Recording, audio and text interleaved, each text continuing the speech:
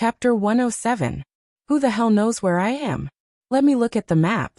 Oh, Riverwu District's Dashang building. The top looks bright and fresh, but the bottom looks like this? Dashang? Luo Nan remembered that this was the information he had just obtained. It looked like Crag Burst's pursuit ability couldn't be underestimated. They were already very close to their final target. Wait a moment. I'll be right there. Ink soared into the sky, shuttling back and forth between the intersecting buildings. Luo Nan's soul body rode the human-faced arachnid to the side. The crow's flying speed was really too slow. The human-faced arachnid didn't even use a third of its strength. It followed leisurely and leisurely. Luo Nan didn't put any energy into flying. Instead, he used the panoramic view of his mental senses to observe this dark place that he had heard of for a long time, but had never set foot in. The turbid night of the recycling stratum gave him a very subtle feeling.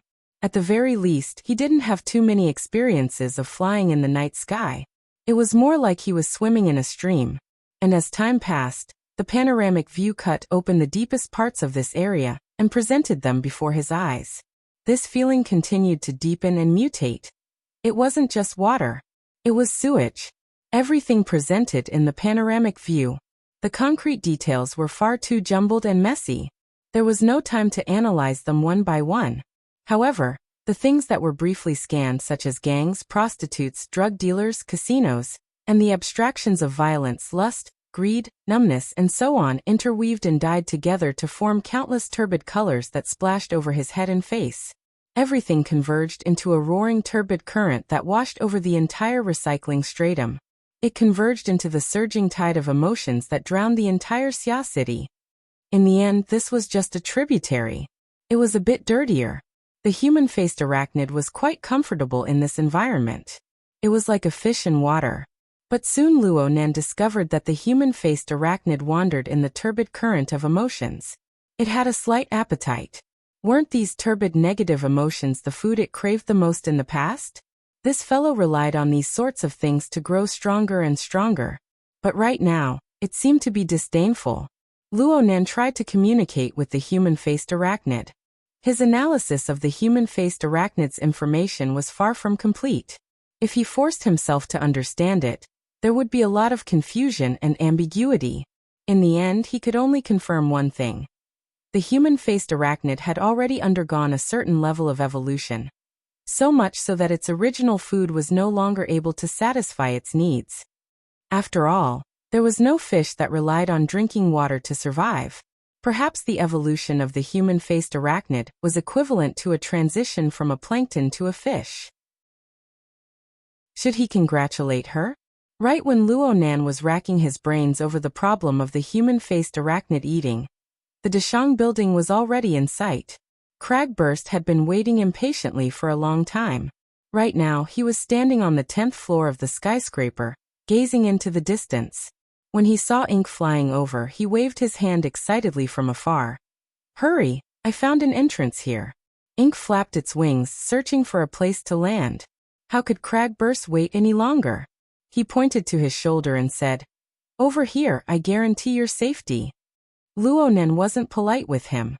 He gave Ink an order and directly descended onto Crag Burst's shoulder.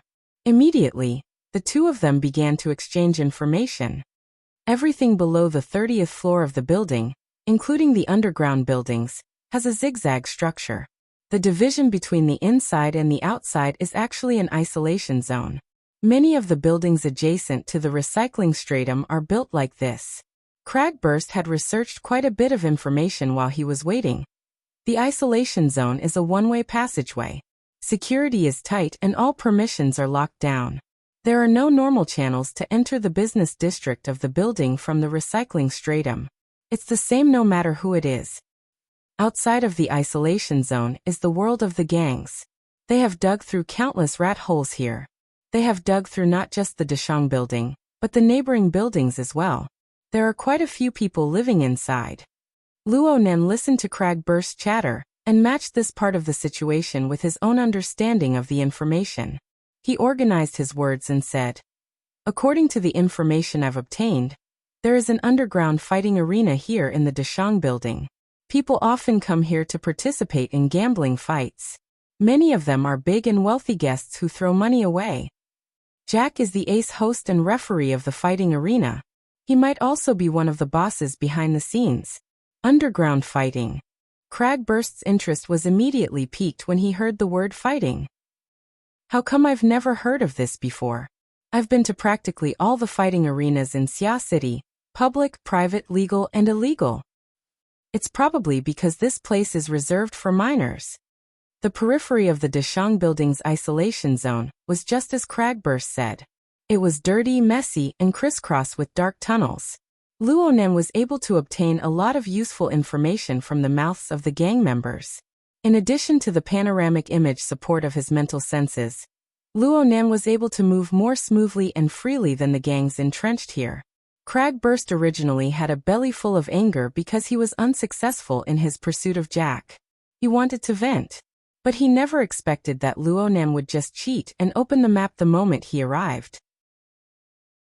He only saw the shadows of the gang members chasing and weaving their way in and out, but he could only eat the dust from behind. The number of people he actually met was few and far between. It was hard for him to put his strength to use. He wasn't an idiot. Naturally, he could feel that Luonen wasn't just using the crow to scout. Instead, Luonen had a higher level of perception at play. Good boy. There's something wrong with your ability. In terms of range, even Cat Eyes isn't this abnormal. Cat Eyes. Luonen was quite interested in this unruly woman who suddenly appeared in his own pyramid. Since the intensity of their advance wasn't that great, he just asked casually. What's the range of her long-range perception? Her all-encompassing perception ranges from 50 to 70 meters. Her psychic perception has a limit of 3,720 kilometers when she's in a good state. How much? Luonen nearly choked awake. Are you talking about kilometers or meters? It's kilometers without a doubt. Cragburst laughed out loud. It's inconceivable, right? But this is the terrifying aspect of long-range perception. As long as the feeling comes, there's no reasoning with you. Back in the day, Cat Eyes did one of the most amazing things. She used her extrasensory psychic perception to guide a million-ton nuclear-penetrating warhead. It smashed directly into the underground lair of the mutant species in the wilderness. It was a standard hit to the soul. A bunch of arrogant big shots from the military all knelt before her. Luonen didn't know what to say for a time. He had been proud of the range of his soul-body's senses before, but he immediately encountered a standard that he could only look up to. But when he thought about it again, such an amazing person had actually entered his pyramid without a trace. She was more or less affected and suppressed by him. The feeling was quite subtle, Cragburst concluded. In a certain sense, Cat Eyes' ability should be the closest type to that of a psychic, but it isn't that mysterious. Aside from being unstable and being powerless against the dark side of species, she practically doesn't have any other flaws. So by all means, don't offend her. Otherwise, she can find you in any corner of the city. She can take advantage of the time when you're in a dream. Crack. Cragburst made a motion of twisting Ink's neck and laughed loudly. He reached back to pinch Ink's head. You really need to be careful. I felt that you and her seemed to be innately incompatible that day. Huh. There's no way out?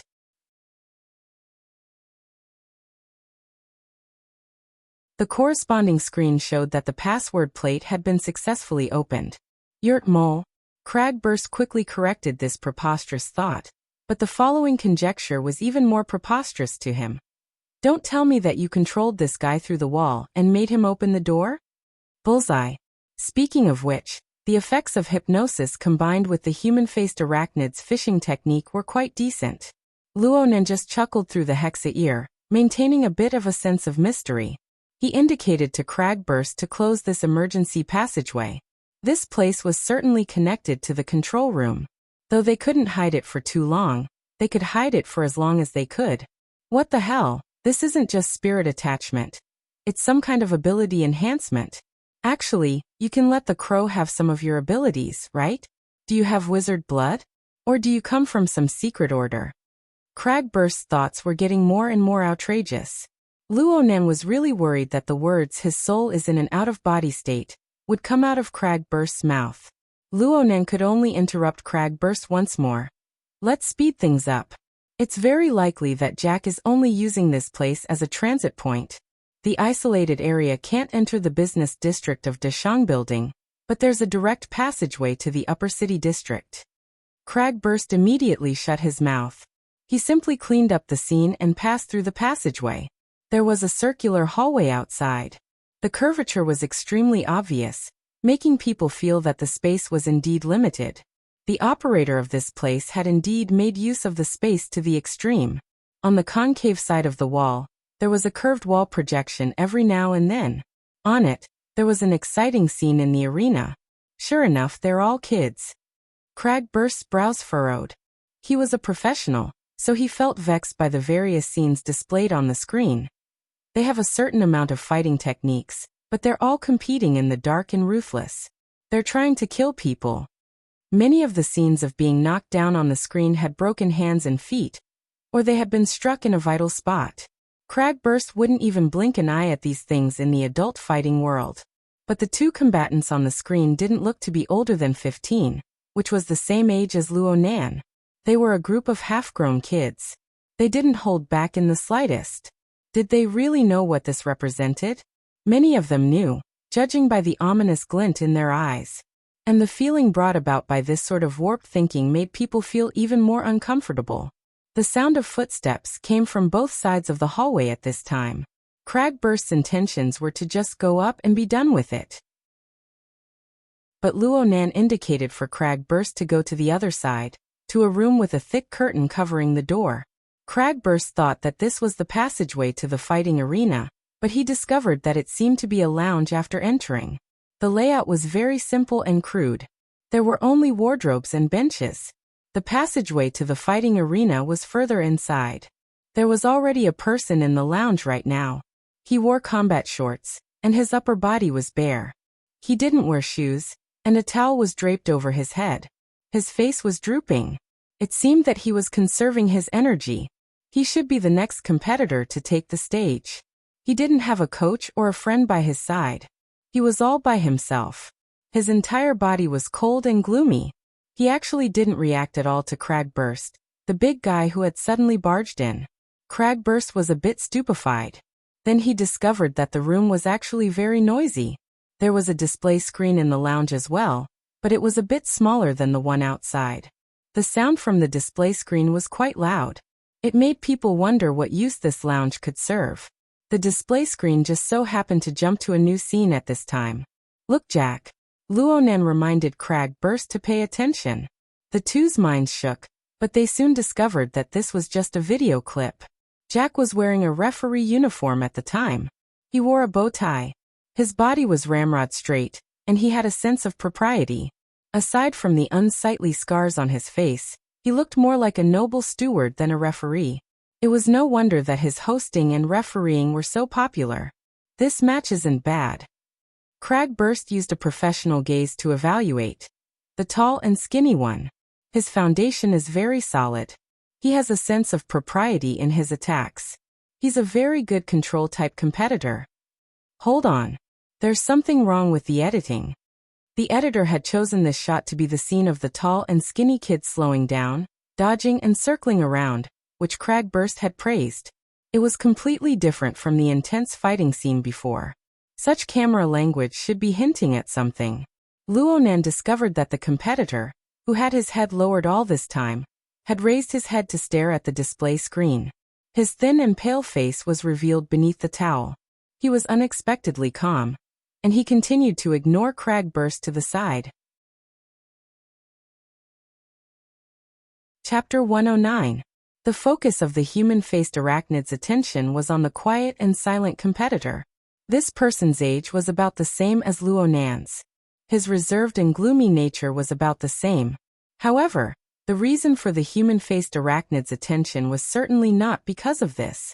The feedback Luo Nan received was mostly anticipation and hunger. He was like a glutton, staring fixedly at a dish that was gradually cooking on the stove. He felt it was a pity to eat it, but he was impatient to not eat it.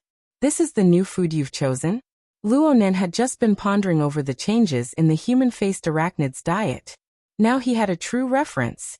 He couldn't help but spend a bit of energy to pay attention, but how could he understand it in a short period of time?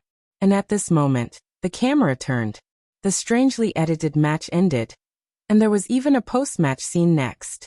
The two competitors stood in the center of the fighting stage, and Jack stood between them.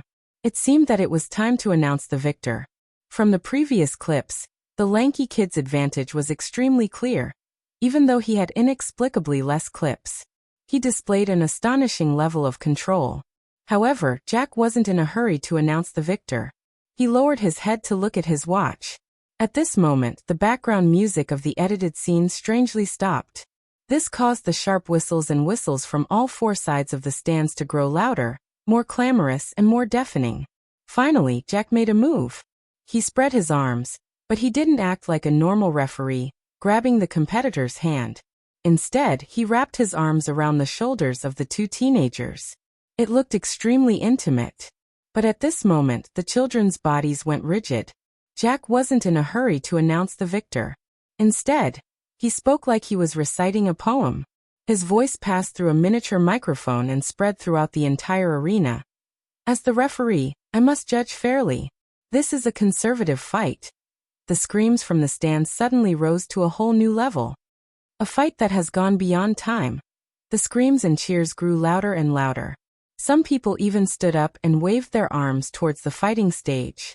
This spurred on even more people. Soon, no one was sitting in the entire fighting arena. Jack's expression didn't change as he spat out his final judgment. A fake fight. The people in the stands went completely crazy. The chaotic clamor had already converged into a simple yet heart-sinking sound. Kill, kill, kill. On the fighting stage, the faces of the two teenagers were deathly pale. They wanted to struggle, but they were firmly clamped down by Jack's iron arms. Jack said with a smile, "There are no losers, and there are no winners." Before he finished his sentence, Jack exerted force in both of his arms. The crisp sound of bones breaking was transmitted to the entire audience through the microphone on his body. The shoulder bones of the two youths instantly fell apart. A powerful force closed them up, crushing their sternum and spines. Then, the two youths who were no longer human were forcibly hugged in front of Jack's chest, causing them to hug each other. A pair of faces that were bleeding from all 7 orifices collided with each other, and then softened into 2 piles of dead flesh. Jack relaxed his arms, and the 2 corpses slid down. Without even looking, he crossed his arms and waved. Team ending, friendly match. Pass. F***CK. Without waiting for the next scene to change, the display suddenly caved in and cracked. Cragburst's fist had directly smashed it apart. Such an intense reaction thoroughly exposed Cragburst's position. But how could he care? He spat again. A bunch of dregs. The quiet contestant turned his face. There was a hint of surprise in his eyes, but this emotion was extinguished before it could reach his face. In the end, he simply spat out 2 words. "You guys?" Cragburst stared at him with wide eyes. "Kid, you want to participate in this bullshit fight? I'm the next one." Cragburst waved his hand roughly. "Fuck the next one. Since I'm here, there will never be a next one. That way leads to the fighting arena, right?" Cragburst was about to step out as he spoke. Not only was his sense of justice bursting, but the things that happened in this fighting arena made him, a fighting enthusiast, feel disgusted. Luonan helplessly called for Cragburst to stop when he saw that Cragburst was about to smash the fighting arena to pieces. This was already completely out of line with their original intentions, okay? I'm willing to bet that as soon as you enter the arena, Jack will immediately disappear without a trace. Even if you knock over everyone in the arena, what's the point of letting this murderer escape? That's the problem with your scouting. Why haven't you found that black-skinned rat yet? Cragburst made the same mistake as Luonan in his excitement. He forgot that he was communicating through the psychic wave network and directly spoke. The quiet competitor saw that Cragburst was talking to the air. His eyes streaked across the air and didn't see anything else. In the end, his eyes stopped on the crow on Cragburst's shoulder. He opened his mouth a little hesitant but finally said, "Sir, are you talking to the crows?" Cragburst stared blankly for a moment. He turned his head to look and said baffled, Yeah. Cragburst regretted it as soon as the words left his mouth. Such a reply was too stupid. But at that moment, the quiet contestant, who had been expressionless all this while, actually smiled. "So it's Mr. Crow. Can I talk to him too?" A slightly shaky smile and surprisingly childish words blossomed in the narrow lounge. It was also at this time that Cragburst and Luonan truly and clearly realized that this fighter, who was about to walk onto the fighting stage and receive fatal adjudication, was truly just a half-grown child. At the same time, the deathly still eyes of the 15 or 16-year-old boy in front of him flashed slightly. His entire body's life force and spiritual energy rippled out from his long and narrow eyes. Cragburst didn't know what to say when faced with such a face. In the end, he could only shrug his shoulders. "Fine. If he's willing." Borrowing the force of Cragburst's shrug, ink flew and jumped, landing directly on the arm of the quiet contestant. Of course, this was under Luonan's indication. Oh. The quiet contestant was delighted by Ink's intelligence. Then he slightly straightened up and bowed very solemnly toward Ink. "My name is Rue-1. They call me Marauder, but I'm nothing more than a crow.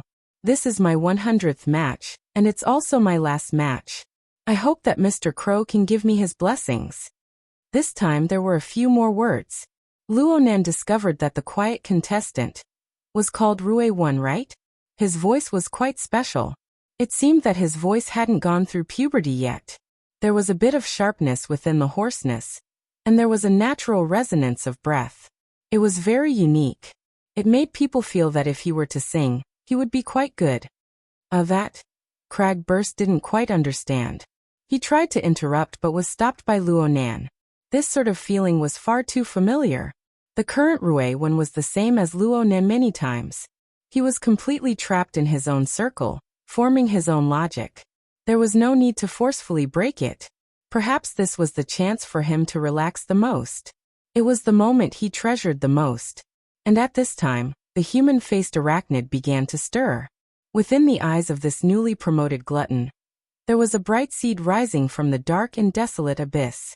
Even though the seed was bound and surrounded by the filthy and turbid streams, it was pure and untainted. It was pure and transparent. Chapter 110. Luonan's senses were synchronized with the human-faced arachnids. The human-faced arachnid was paying intense attention to Luonan. Such a strong stimulation also made some of the muddled information clear. Sure enough, the human-faced arachnid no longer treated the turbid flow of emotions as food after leaping from a plankton to a fish. What it was truly interested in right now was the spiritual seed that undulated up and down within the turbid flow. In reality, it was something that lived within the turbid flow of emotions. Yet it was completely different from the turbid flow. It was something that possessed more vitality.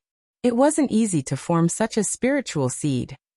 One must have the mental cultivation to overcome filthy emotions and desires, as well as a basic positive attitude in order to finally take shape. Just like Rue-1, he had only been in embryonic form a long time ago.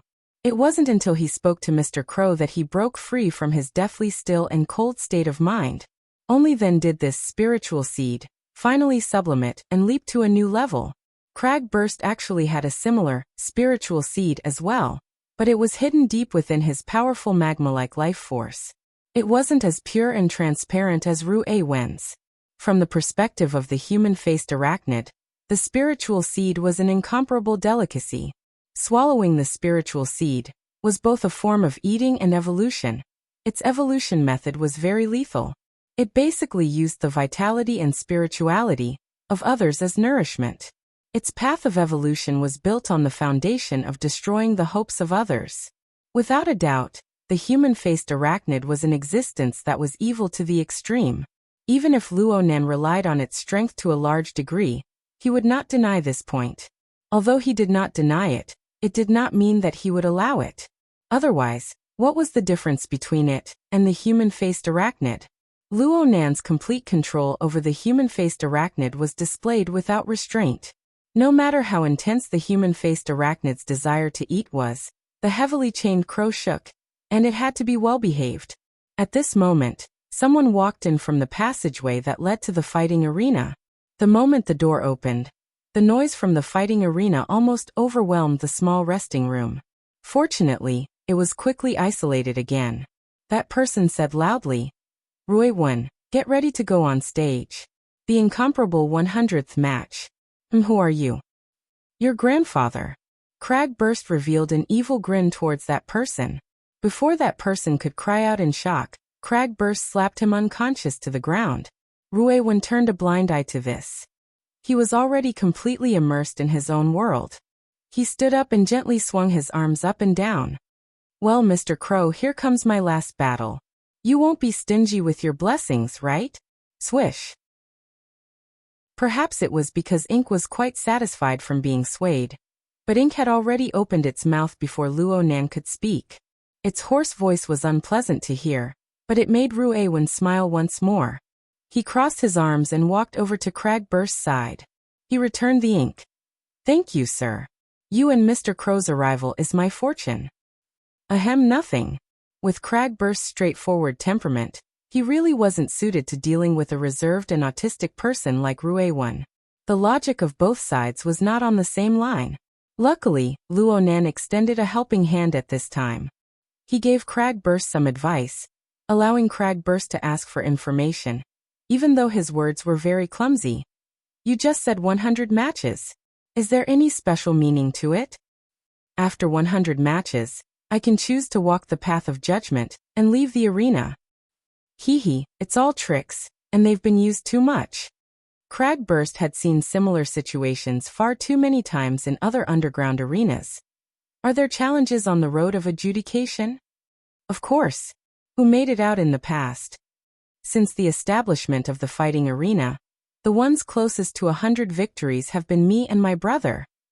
"Oh right. I thank you for your praise before on behalf of him." Luo Nan and Cragburst thought of the skinny and tall youth who died under Jack's iron arm at the same time. Cragburst smashed his fist against his palm. "Isn't the truth quite clear? What bullshit road of adjudication? This fighting arena never thought of letting you guys leave alive." The truth was indeed quite clear. This fighting arena was jointly established by a group of rich people and gangs of the recycling stratum. Contestants like Ruiwen were mostly poor orphans of the recycling stratum. They were controlled by gangs and underwent harsh training to fight each other to the death for the amusement of the rich. Cragburst hoped that Ruiwen could clarify the truth. "Leave? That's just a gimmick. A gimmick, nothing more." But Ruiwen didn't respond. She just tore off the towel on top of her head, revealing her refreshing jet black short hair. The contours of her face were actually quite delicate and pretty. Her delicate and pretty appearance was a bit out of place in this cruel beating arena. Cragburst was still persuading her. "Hey, just join us. I'll take you to kill our way out." Ruiwen walked forward in silence. Cragburst extended his hand in an attempt to grab her, but Ruiwen didn't even turn her head. Only a cold and clear voice transmitted over. "I'm going to kill our way out. I'm going to do it the way my brother and I did." Cragburst froze and stopped. Ruiwen pushed open the soundproof door and walked out with large strides. DJ's resounding voice transmitted over. "This is an unprecedented 100-victory battle. Look, our wing of death, the undefeated plunder Ruiwen." Cheers could be heard from the arena. Amidst the chaotic and distorted roars, there was a strange voice mixed with it. "Male and female monsters. Flat-chested witches. Take it off completely. Verify her identity." Cragburst couldn't catch his breath properly. He choked and nearly caused Ink to go askew. Luo Nan's soul body nearly lost its grip on the chain and let the human-faced arachnid charge out. "A woman? I couldn't tell at all." Cragburst was stupefied in place. Who would have thought? Ruiwen's upper body was bared from start to finish. Her attitude was natural, and she didn't have any obvious secondary sexual characteristics. Even if she did, it would be submerged under the lines of her thin and hard muscles. Luo Nan was a bit embarrassed as well, but this awkward thought was forcibly severed when Ruiwen stepped onto the fighting stage and exposed her thin body to the gazes of thousands of people. Cragburst held open the soundproof door that was about to close, so that the clamor of the fighting arena could be heard in an unending stream. Oh, I'll grant you the path to leave. Bye. Let's start the auction today. I want to taste the taste of the flat-chested witch. Cheers, clamor, and whistles rang out without end. Several hundred rich and powerful people, who were likely to make a name for themselves in various fields, used the body and life of this little girl to obtain stimulation that couldn't be obtained on the level of normal society. And Rui won? The turbid flow of filth surged up from all directions. But that pure spiritual seed remained untainted by even a speck of dust. This girl, whose gender was hard to distinguish, had already been completely shielded from the influence of the filth of the outside world. But no matter what, why was such a girl placed in such a filthy place? Cragburst didn't make a sound as he walked forward with large strides. Luonan was a bit unable to restrain himself. He actually didn't stop Cragburst when he walked forward. Cragburst walked out of the passageway. It was reasonable to say that his large and unfamiliar face was the type that would attract a lot of attention. But right now, the vast majority of the people in the fighting arena had their attention focused on the fighting stage. They didn't notice Cragburst at all. But Rui won, who was on the fighting stage, turned her head without any warning. Her cold and clear gaze made Cragburst halt once more. He wanted to advance, but he couldn't. Chapter 111. Rui Wen quickly straightened her body and calmly stood in the center of the boxing ring. Her head was slightly drooped, allowing the rich and powerful people in the stands to wantonly size her up and evaluate her body. They constantly raised the stakes in the gambling house, causing the atmosphere to heat up even more. Cragburst's mouth didn't stop cursing the moment she walked through the tunnel. He turned his head to look at the spectator stands in all four directions. He just wanted to find someone he didn't like and give them a fierce beating. The problem was, there wasn't a single person in the entire arena that he didn't want to beat up. Has Jack been found yet? Cragburst paid special attention to the referee of this match. Unfortunately, it wasn't Jack. This made him even more vexed. Luonan didn't respond. Right now his mental senses had already covered the entire fighting arena. With this as the center, it covered a vast area with a radius of over 500 meters. It was equal to encompassing the greater half of the Deshang building within it. Even though the sensing range was slightly reduced due to the differences in the building materials and the interference of the radio waves, and the precision was still on the millimeter level, it was not a reason why Jack could not be captured. The modified human seemed to have completely evaporated. At this time, Rui Wen's opponent was already on stage. Ignoring the string of meaningless titles, it was a stout and robust man who looked no less than 2 or 3 times bigger than Rui Wen. He didn't look like a 15 or 16-year-old child at all. However, the spectators in the stands were already used to it. They cheered and egged the contestant on as well. "Dope boy. Come on, powder keg, it's time to explode. They're going to do it on stage. They're so compatible." Luonan's attention was drawn back. He was a complete layman in the field of fighting. He only had a vague concept of heavyweight and the like. He couldn't help but worry for Rui when he saw the eye-catching contrast of body shapes in the boxing ring. Cragburst was quite disdainful of the fat man. A fellow who uses drugs to stimulate his maturation. If he continues like this, he won't even need to go on stage. His own weight will crush his bones. But it had to be said that this sort of thing like drug stimulation was very common in the underground fighting arenas. Rui Wen might have also taken some sort of drug to suppress the development of her secondary sexual characteristics. Otherwise, as a girl with an innately deficient physique, it would have been very difficult for her to obtain 100 victories. When all was said and done, Cragburst and Luonan had no idea what was going on. In the end, Cragburst could only comfort him. "I'm here. Even if something unexpected happens, I can save him." Ink spread its wings and slapped Cragburst's face. This fellow didn't know how to talk. "Do we need you to save them?" The crux of the problem was that Rui Wen's current mental state and state were inconceivably clear and bright. But once she was destroyed by an external force, the damage to her mind would be extremely frightening. It would be much more troublesome than a pure physical injury. Luonan had just analyzed this point from the human-faced arachnid, but he was unable to explain it to Cragburst. He felt stifled to the extreme. The exchange between the two was meaningless, But the development of the fight on the boxing stage caught everyone off guard. After a full 20 minutes of prelude, atmosphere, and bets, the battle began. Faced with an opponent who was at least twice as heavy as her, Ruewen didn't retreat, but instead advanced. She rushed in from the front, and before Gunpowder Barrel's thick arms could close in, she had already broken his tibia with a single kick. Just as Gunpowder Barrel's fingers touched Ruewen's shoulder, he lost his balance and fell to the ground in pain. Ruewen easily broke away from his grasp, and took the opportunity to kick him in the head, sending him into an unconscious state. The battle ended just like that. The originally heaven-flipping scene turned cold and silent in an instant.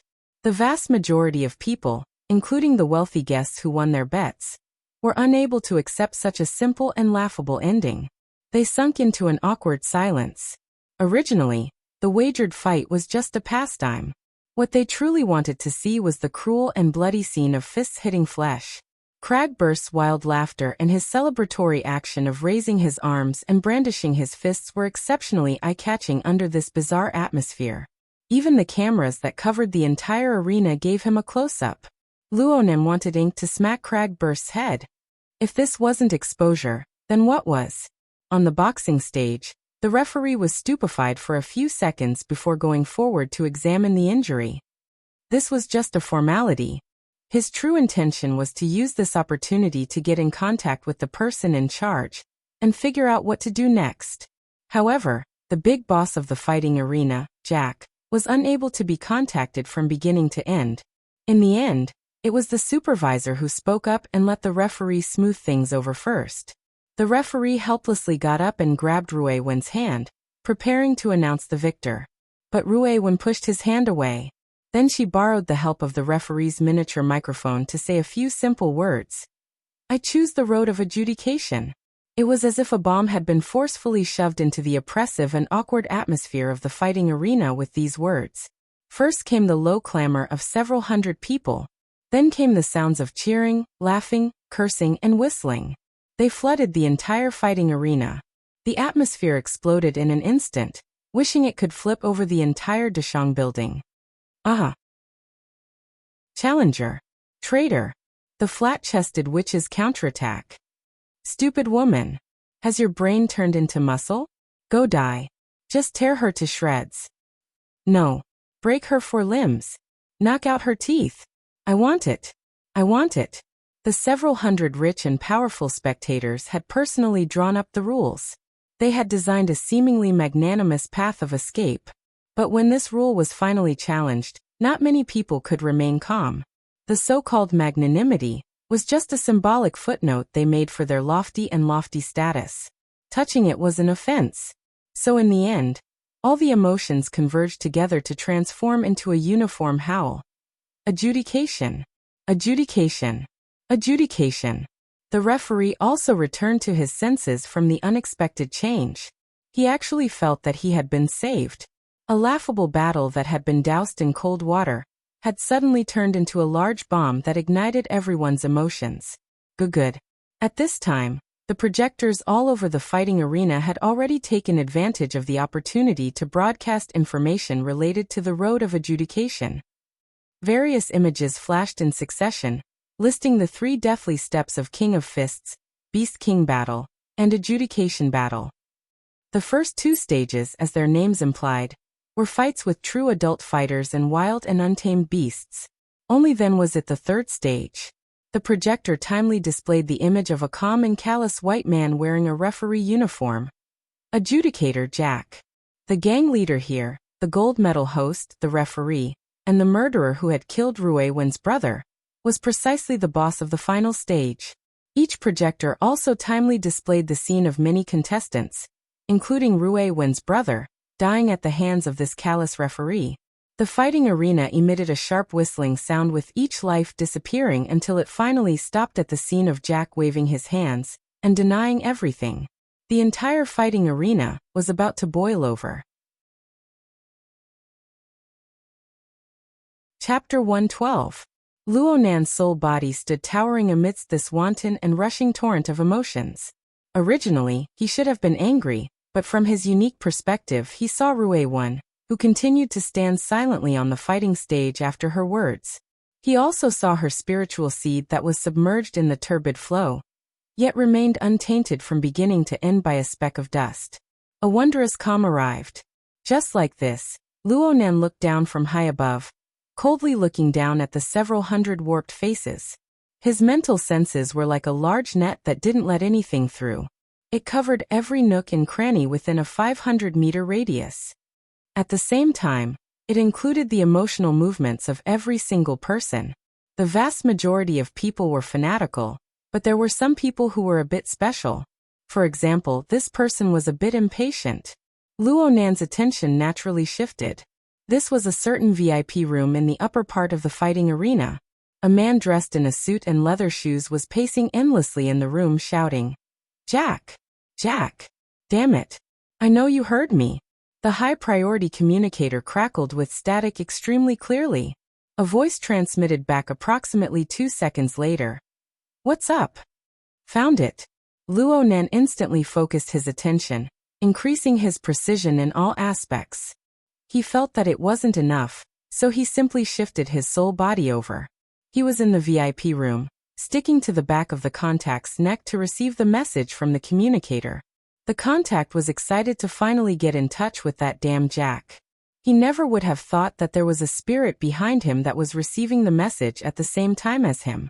In fact, the information Luonan received far exceeded that of the contact. After increasing his precision, Luonan was able to see, not only the tangible substance, but he was also able to capture the interweaving electrical waves in the air.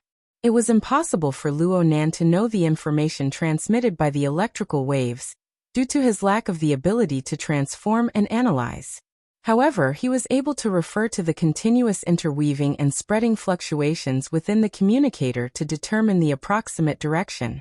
This was his first attempt, but it wasn't easy to realize a tracking in the information society, where countless electrical waves interweaved and covered. Fortunately, the contact and Jack continued to communicate. The contact explained to Jack in as much detail as he could. During this time, the buzzing noise of interference continued to ring. The quality of the call was extremely bad. In the end, the contact didn't even know what he said. "Damn it, Jack. Where the hell are you?" "On the road to heaven." Jack sounded like he was doing some sort of exercise. His voice was a bit breathless. "Now isn't the time for jokes. You must come back. Immediately." "I was just about to touch heaven." "To hell with heaven. Ruewan wants to charge through the path of adjudication." "It was Ruewan. Didn't you say that any news related to this woman must be reported to you immediately?" There was a sudden silence on the other side. After a full 5 seconds, Jack finally replied, "Who was in the first 2 stages?" The contact was overjoyed to see that Jack finally understood the seriousness of the matter. He quickly continued to report the latest situation. "The first obstacle is Derong, our chief combat coach. This pass is meaningless. Next stage." But oh my god! The tycoons in the fighting arena all screamed like they'd gone mad. This was because Ruewan had paid the price of bruising her wrist just a second ago. She'd made another terrifying close-quarters assault. Her knee had fiercely smashed into Rhonda's crotch. This robust man's physique wasn't inferior to Cragburst's as he bent over in pain. Her elbow smashed into his throat, smashing his entire Adam's apple into mush. The fractured bones were displaced, and she cut open his carotid artery. Asphyxiation and arterial bleeding caused this strong man to fall to the ground, twitching as he quickly walked towards death. Ruewan gazed at the dying man on the ground and said softly, "For the 70% eliminated." The contact was already stupefied from watching.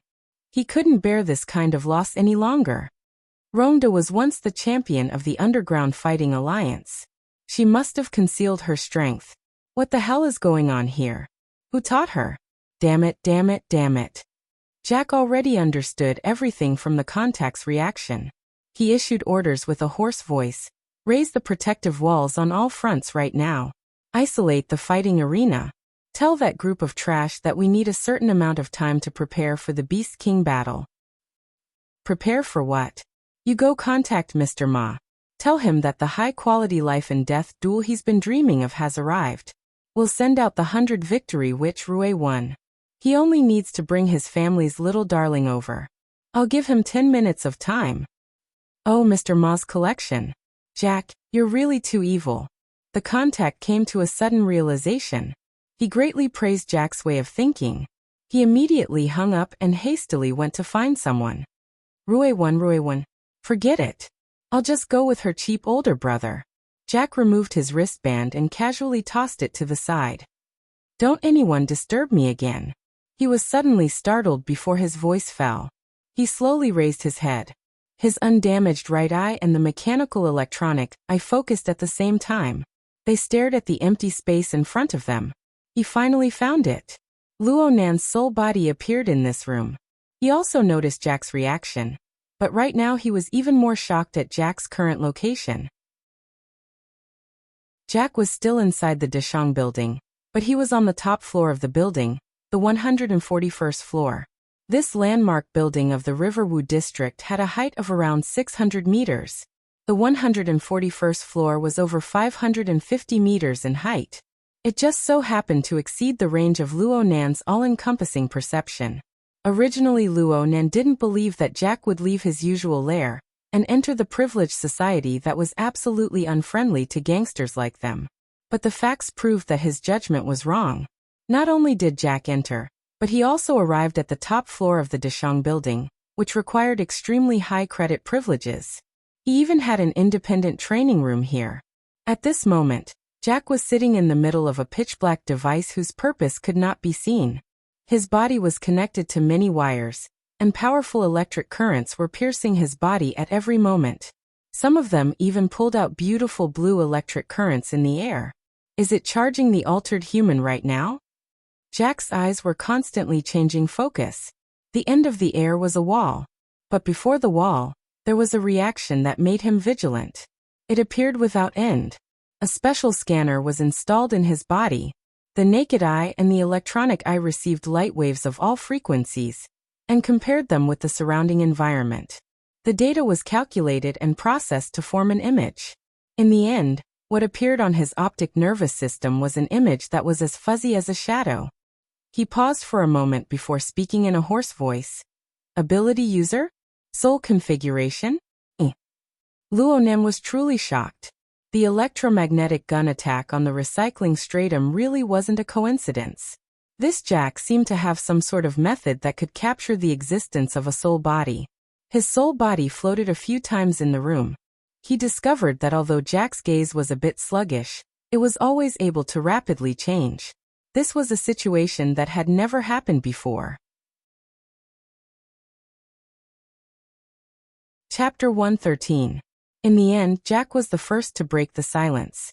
He stared at the empty space and said in a low voice, I don't know who you are and I don't know which force you belong to.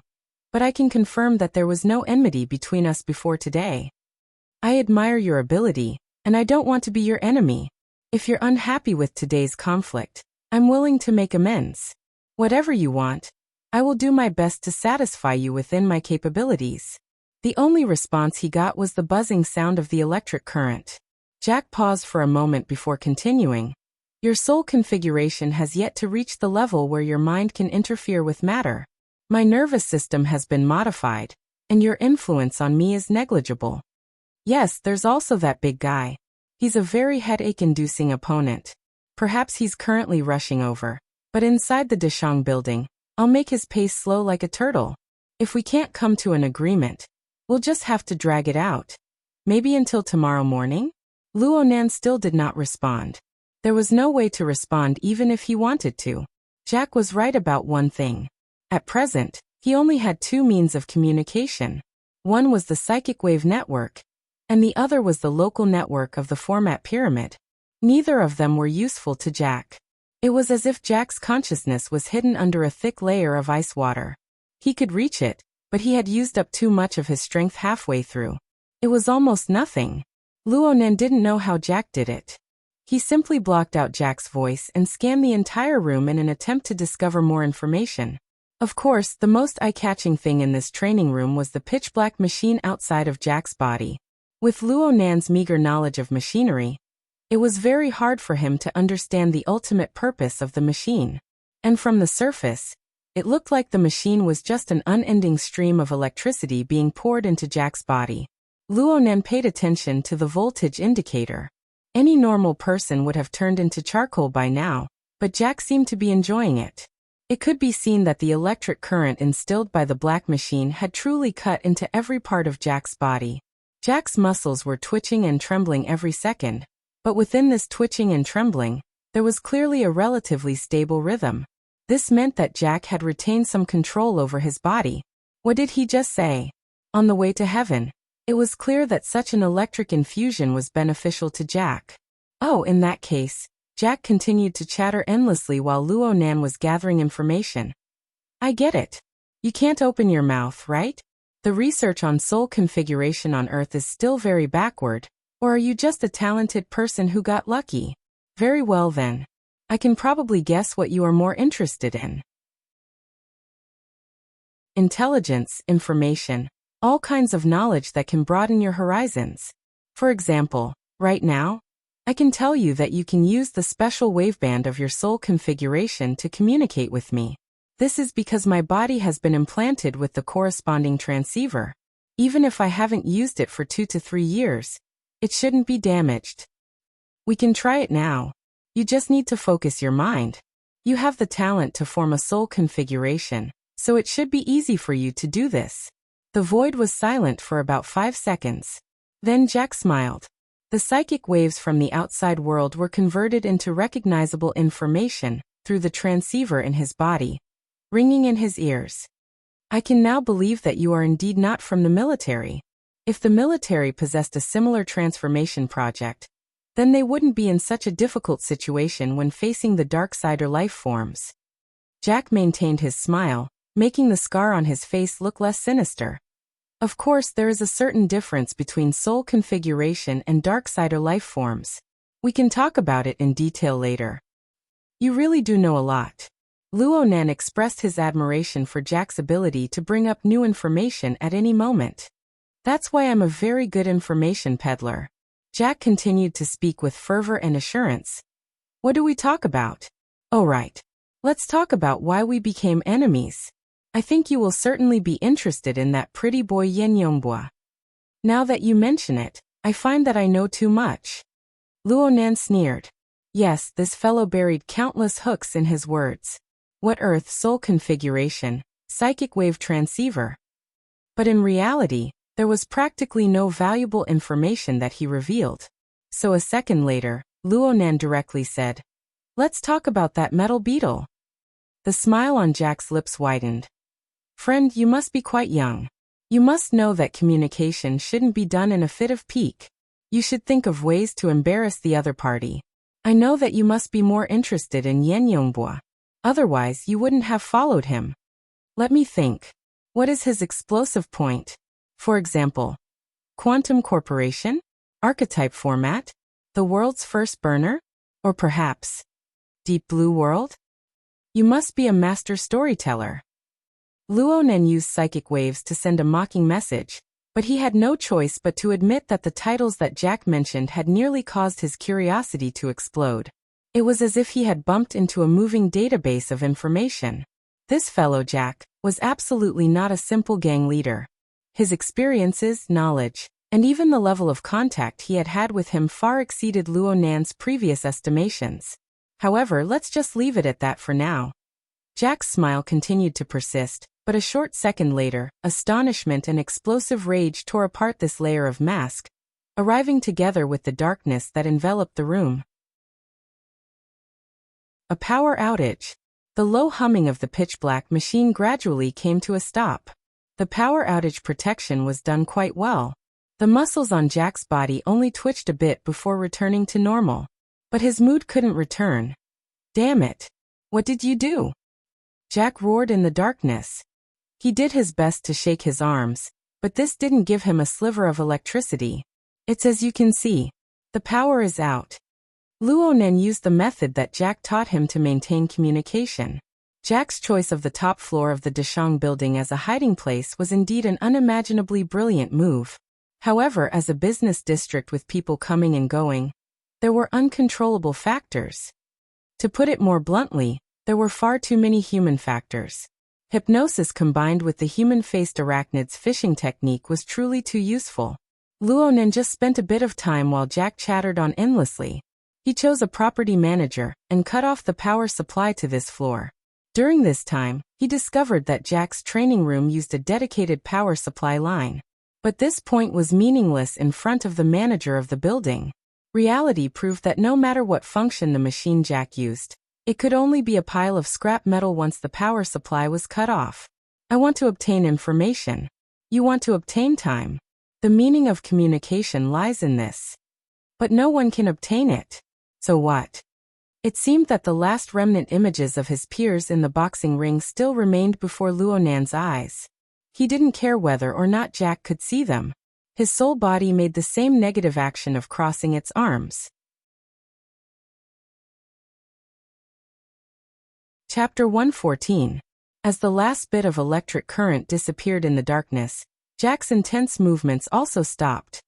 He sat in the middle of the machine, and the wires on his body broke off one after another. In the end, all that was left was a violent gasp. The interruption of the power supply seemed to have placed an unexpected burden on Jack. However, his bionic eyes didn't dim because of the power cut. On the contrary, they became more and more dazzling as his emotions fluctuated. While panting, Jack emphasized again, "You arrogant bastard. Damn it. Do you know what you've done? I did something that made you very unhappy, and I plan to continue doing it." This was what Luonan said, and this was what he did. The human-faced arachnid, who had just completed its mission, had already passed through the wall and returned to Luonan's side. Under Luonan's guidance, the human-faced arachnid threw itself at Jack. Luonan could now confirm that Jack's previous words weren't a lie. There really was a certain difference between soul bodies and darksider life forms. Jack was clearly able to lock onto the soul body, but he was completely unaware of the arrival of the human-faced arachnid. This was despite the fact that half of the human-faced arachnid's body was about to merge into his body. But on the other hand, the human-faced arachnid couldn't seem to find a place to eat Jack. Even though Jack was enraged to the point of madness, his special soul defense was still working. Right now, the human-faced arachnid was at best a probing imaging device. Even if it could clearly probe the inner workings of Jack's brain, it wouldn't be able to create any interference. It also lacked interest. The human-faced arachnid really had no interest in Jack at all. It wasn't because the low-level turbid flow of emotions was no longer part of its menu. It was because this thing simply couldn't be eaten. It was like an excellent painter could paint a flower so lifelike that it would attract bees and butterflies, but he would never be able to pick the honey. This was the difference between a real object and a painting, the difference between reality and illusion. From the human-faced arachnid's perspective, Jack's emotions were a vivid yet false picture. It could be seen that the structure and operation of Jack's brain, which had been partially modified, were shockingly concise and efficient. What kind of stimulation would trigger which cluster of neurons, what kind of neurotransmitters would be produced, and what kind of conduction between neurons would be triggered, forming a continuous running assembly line. At first glance, this was no different from a normal person's mental model. But as a matter of fact, most of the emotions and psychological activities of human beings had complicated operating mechanisms. The coordinated activation of various brain regions was far from something that could be replaced by an ideal assembly line. If one were to delve deeper into this, they would discover that Jack's seemingly efficient and concise operation mode was more of an encoding method. The human-faced arachnid's probing was extraordinarily deep. The human-faced arachnid's tentacles had already spread to every nook and cranny of Jack's body without his knowledge. Because of this, it discovered a region that had been precisely modified in the depths of Jack's brain, probably at the location of the central mass that connected the left and right thalamus. There was an even smaller core embedded within it. Almost all of Jack's nerve activities would be transmitted through the channels that had been set up in advance to exchange information with the nucleus. This nucleus would transmit the corresponding stimulation to the various nerve centers, and then give feedback. Without a doubt, this core played the role of a system integration. All kinds of codes were substituted into the formula to form the answer, and then transmitted out. This was originally a natural function of the brain, but it had been replaced by the mechanical reaction of the nucleus. This crucial step was the distinction between real and fake. Were all altered humans like this? Luo Nan didn't have too much confidence in his own observations. He was still guessing at the role of the nucleus. However, there was a situation that firmly grabbed his attention. There was a thin thread coiled around this extremely secretive nucleus body. No, it was the metal beetle. That's right, this was the metal beetle that Yin Yongbua had tossed out of the car. Luo Nan was incomparably certain because there was a small half of the beetle's shape preserved at the end of the thin thread. He couldn't help but speculate that the metal beetle would completely disappear after a period of time. It would transform into the form of a thin thread. What were the conditions for the transformation? Luo Nan could more or less understand just by looking at the dark machine that had already stopped operating. It was also this coiled thread that gave Luo Nan an extremely familiar feeling. He used the human-faced arachnid as a medium to unleash his soul clairvoyance. He discovered that the thread clearly flickered with flickering electricity, and when he increased the precision of his senses a step further, he was certain that the thread had already split into countless even finer branches. Many of them had already exceeded the range of precision of his senses. Luo Nan could only see that some of these branches had pierced into the interior of the nucleus. Some of them had even seeped into the nerves and blood vessels. They had probably already spread throughout the entire brain, forming a tree-shaped structure with the nucleus as the center. This is the external neuron? What the fuck are you doing now? Luo Nan's unbridled probing methods had probably set off some sort of alarm device. Jack was horrified and startled. His blood-red robotic eyes locked rigidly onto the location of Luo Nan's soul body. But compared to these things on the surface, the changes that had occurred within Jack's brain were what truly shook Luo Nan's mind. It was that thin thread that had split into countless branches. The thin thread pierced into various parts of Jack's brain. It instantly trembled with tightly woven electrical fire. The electrical fire didn't occur on the plane of reality. At least, it wasn't limited to just that. This was because the human-faced arachnid that was deep within felt a burning sensation that was enough to endanger its existence at this very moment. It didn't need Luo Nan's command to frantically retreat outwards. Jack's mood template of rage had certainly been adjusted to the highest level. His entire body stood up, and it was also at this moment that his body clearly emitted a dark and deep glow of flames.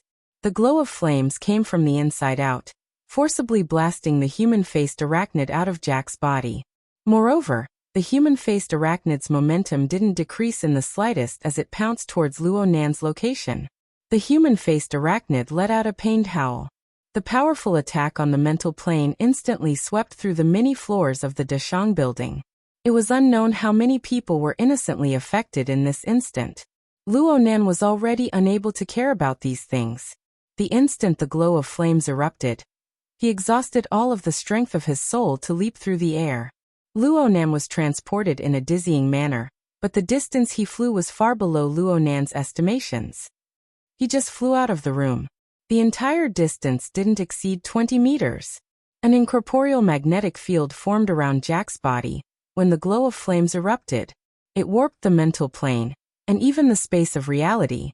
It was as if Luo Nan's soul body had fallen into a bottomless deep sea. An astonishing pressure came from all directions. This feeling was far too familiar. On the warship a few days ago, the burning wraith that He Yuan had beheaded had suffered a similar technique. It had been locked onto, controlled, and then turned into ashes. Luo Nan's mind truly trembled as if electricity had passed through it.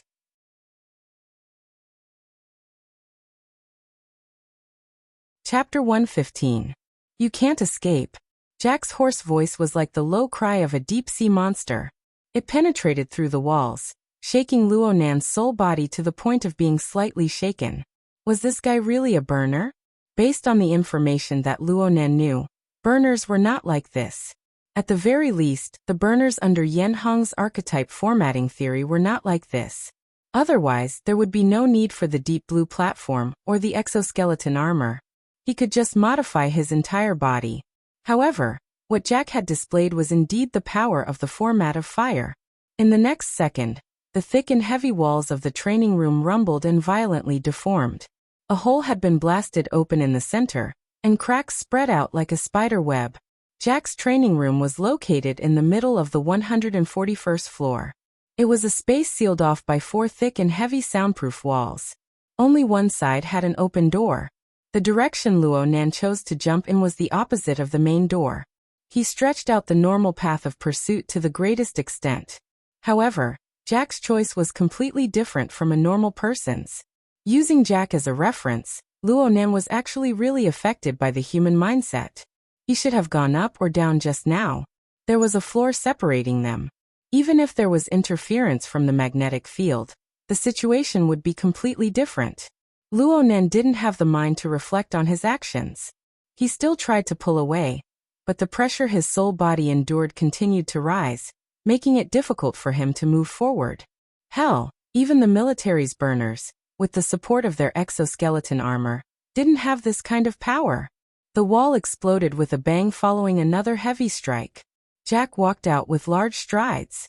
His naked eye and bionic eye locked firmly onto Luo Nan's position.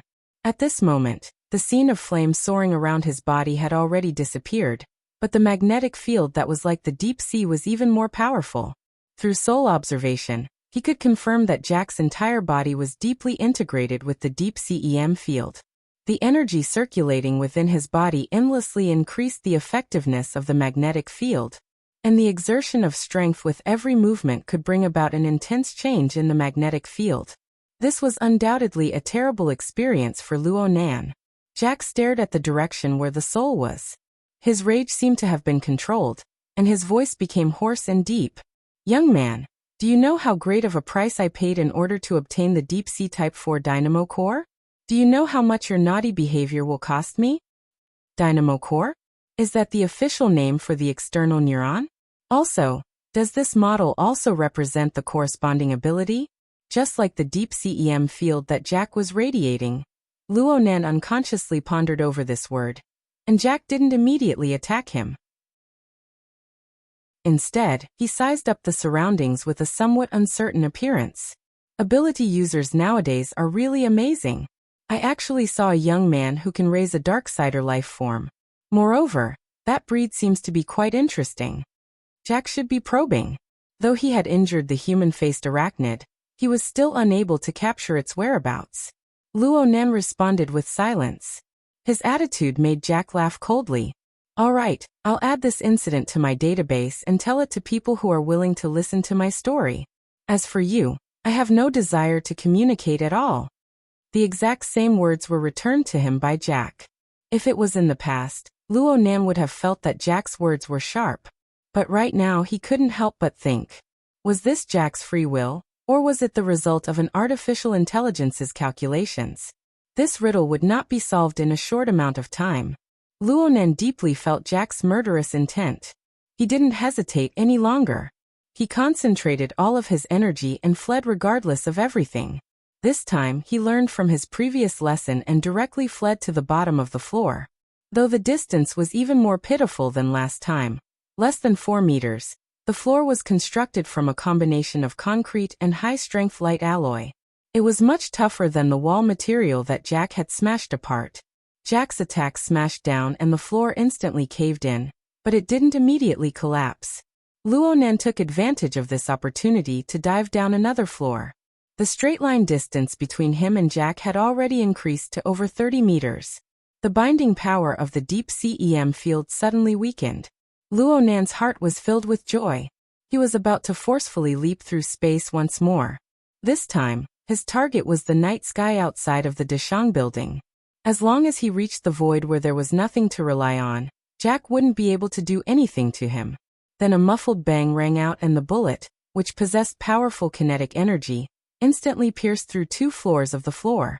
Even though the bullet deviated a bit in the process of piercing through, it still exploded near Luo Nan's soul body. The churning cloud of fire had the effect of a magnetic field, giving his soul body enormous interference. Luo Nan had seen similar special ammunition on the warship before, but the effect of this round was clearly stronger. And the ammunition wasn't just one round. It was a continuous barrage of bullets. All of them passed through the hole that had just been pierced through, exploding in succession. For a time, the cloud of fire pervaded the air, igniting a few flammable items on the floor. The 2 floors of the floor were forcibly smashed through in this one delay. Jack flew down just like that. The powerful deep-sea EM field had already enveloped Luonan before he even arrived.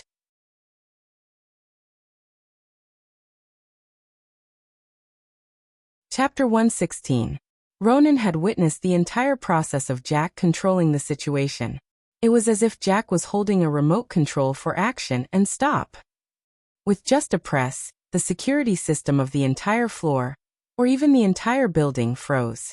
This scene absolutely wasn't the result of Jack's high level of authority in the Deshang building. This was because the robot didn't have any procedures to test his authority.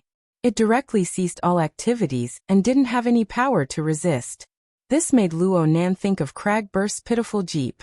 Luonan finally broke his silence. He used psychic waves to transmit. How did you do it? Oh, another exchange? Jack sneered. Why are you making a fuss? You can control. Oh, and Darksider life forms. I can control machinery. That's fair. Jack didn't refuse to communicate, but he didn't respond directly either. He didn't mind dealing with Luonan a bit more. After all, he couldn't find any traces of the Darksider life form from beginning to end. This caused him to brood over it. He needed time to adjust the relevant parameters of the database and unceasingly revise the range of his detection. Luonan could more or less guess what Jack was doing. After all, many of Jack's detection methods required the use of that electronic eye, so Jack was constantly turning his head. This was good news. It seemed that Jack was very afraid of the Darksider life form. Perhaps there was still a threat to the current him? Luonan secretly paid attention to this. But right now a large portion of his mind couldn't help drifting in the direction of controlling machinery. Jack and Yen Yongbu's previous actions reminded him of another similar example. Gear's underground laboratory. To put it more bluntly, the external neuron. Luonan could confirm that the thread in Jack's brain was indeed the external neuron. It was also the dynamo core that Luonan spoke of.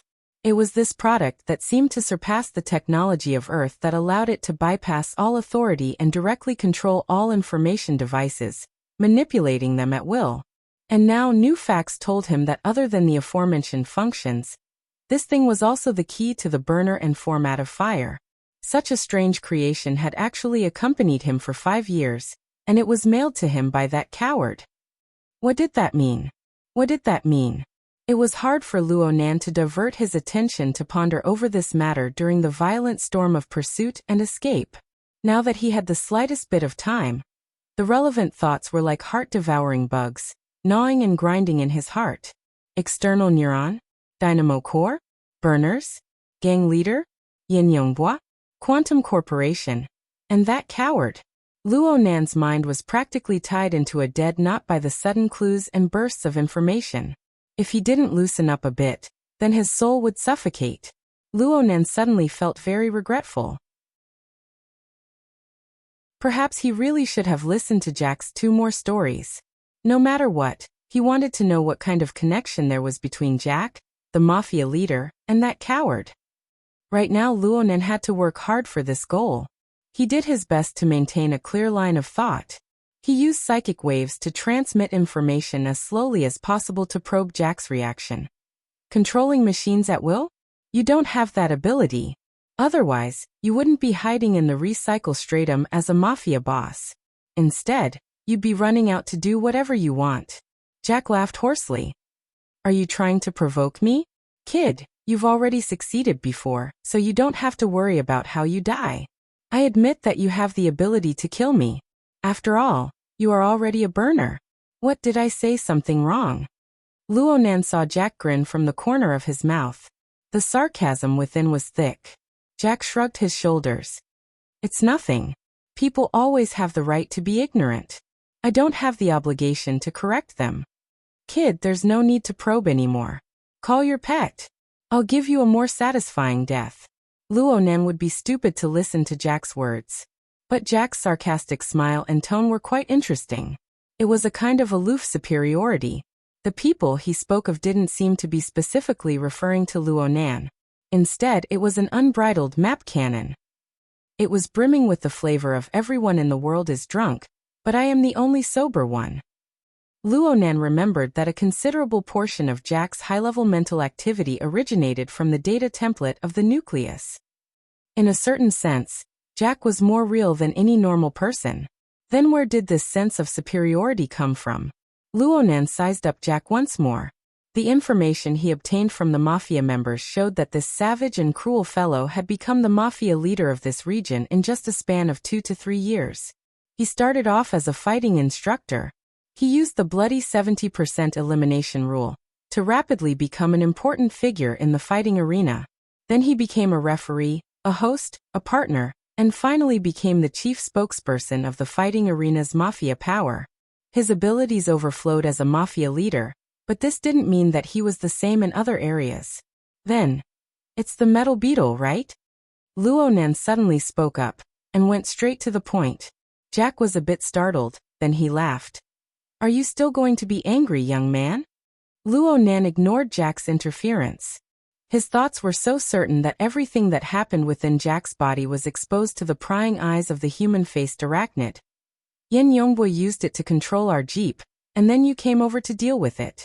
But you're clearly more interested in the metal beetle itself. Oh, the metal beetle is too unprofessional. You call it the dynamo core? The deep-sea Type 4 dynamo core. It's a mystical device that allows ordinary altered humans to possess abilities similar to a burner. Jack was silent for a moment. The dark red electronic eyes that had been searching for the human-faced arachnid turned back to stare at the blurry figure of Luonan's soul body. You're trying to display your own intelligence? But we don't recruit new people here. The intensity of the deep sea EM field continued to increase as Jack spoke. Luonan's soul body felt even worse. From Luonan's perspective, the most important thing to do right now was to break free from Jack's control as quickly as possible and flee far away. However, the spiritual light gushing out from his mind interweaved into sections of thought. Under the pressure of the outside world, he pieced them together and advanced layer by layer. He was unwilling to interrupt this process. The dynamo core is very precious to you, so Yen Yongbo will use it to pay you. But looking at the model number, this should be a product that has already been put into production. At the very least, it's a trial production series of products. The only ones who possess this kind of manufacturing ability and are closely related to the burner are Quantum Corporation and their related powers. Luonan's brain power operated. It had certainly reached the pinnacle of his 15 years of life. He didn't directly converse with Jack. Instead, he endlessly tossed out a few bait in his words. At the same time, he earnestly observed all of Jack's reactions, using them to revise his own inferences. Of course, there's also you. You're an altered human, but you don't come from the military. You just happen to be so adaptable to the burner's abilities. The number of people in this world who can do this can be counted on one hand. So I believe that you also come from Quantum Corporation, and that you've always worked for the apex technology company of this earth. Luonan saw Jack's face reveal a mocking smile of superiority, just as the psychic wave message was transmitted.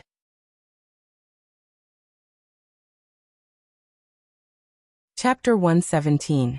Seeing Jack's expression, Luonan seemed to be able to hear his main body's heart skip a beat. He had deliberately added the modifier phrase, Earth's top technology company, in order to probe into Jack's relationship with Quantum Corporation. He had thought of many reactions beforehand, but he never imagined that Jack would bring this smile over. Even the curve of Jack's mouth was exactly the same. Luonan admitted that he had to reconsider Jack's relationship with Quantum Corporation.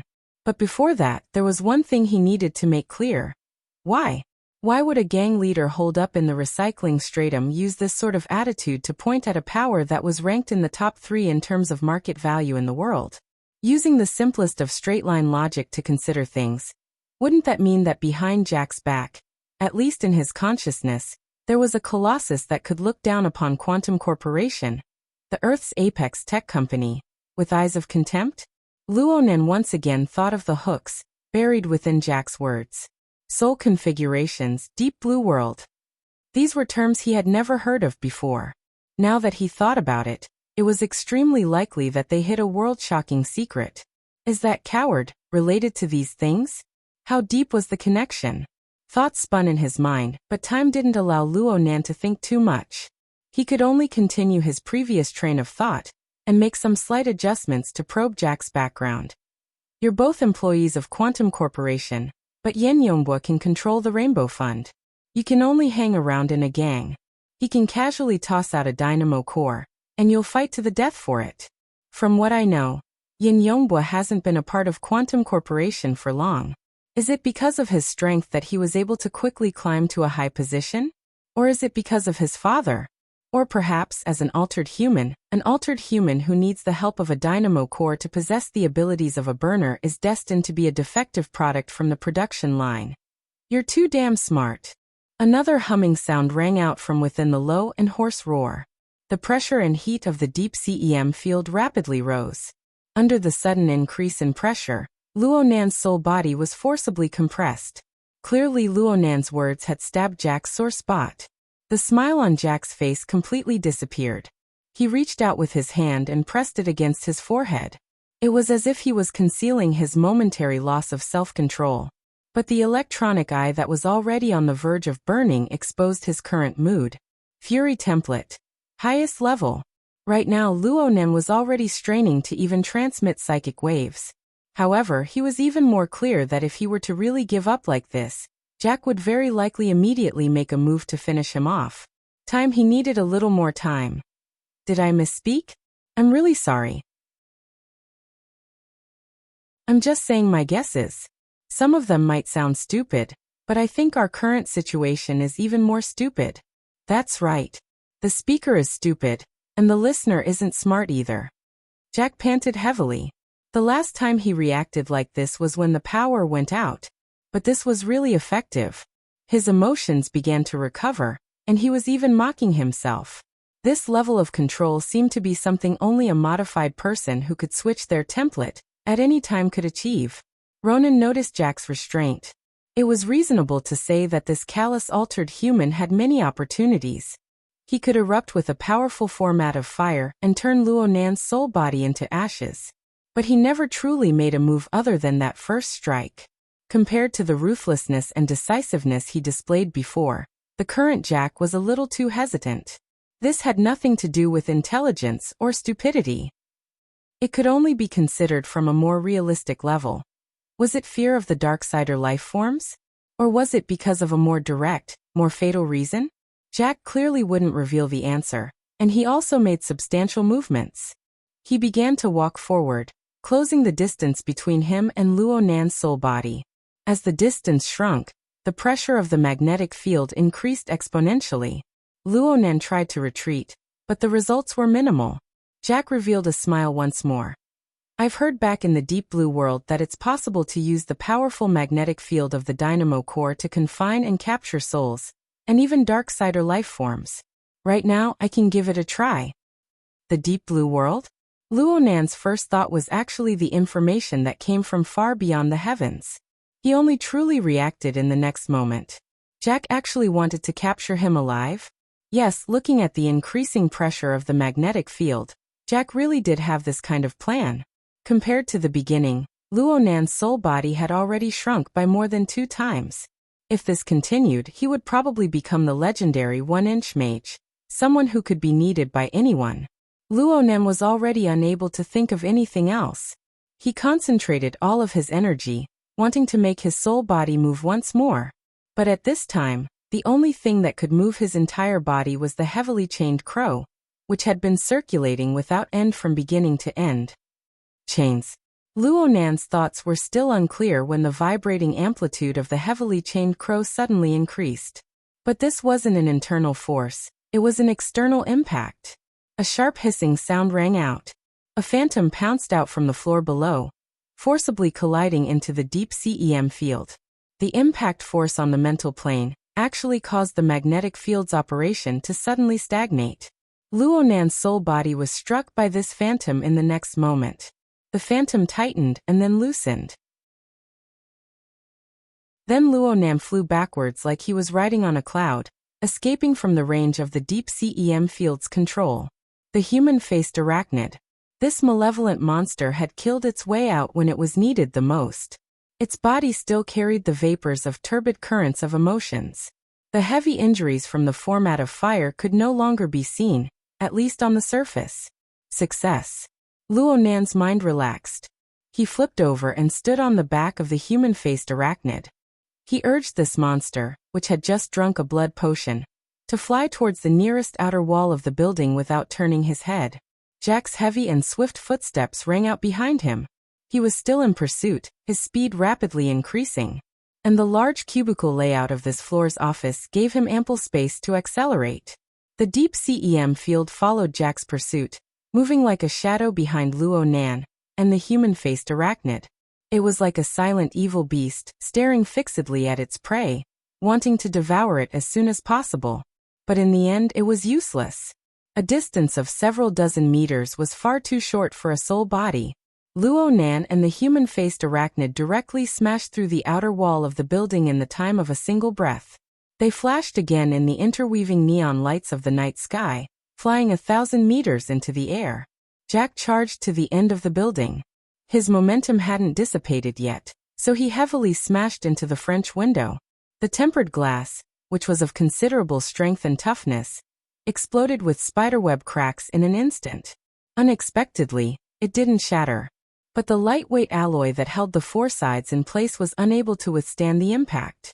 The entire French window was peeled off from the wall by Jack, falling rapidly to the ground.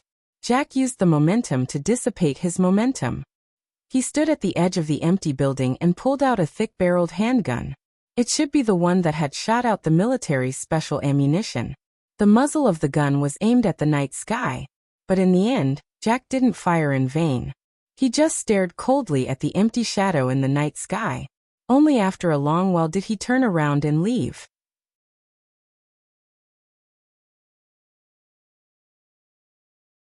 Chapter 118. Leave. Aren't you taking things too easy?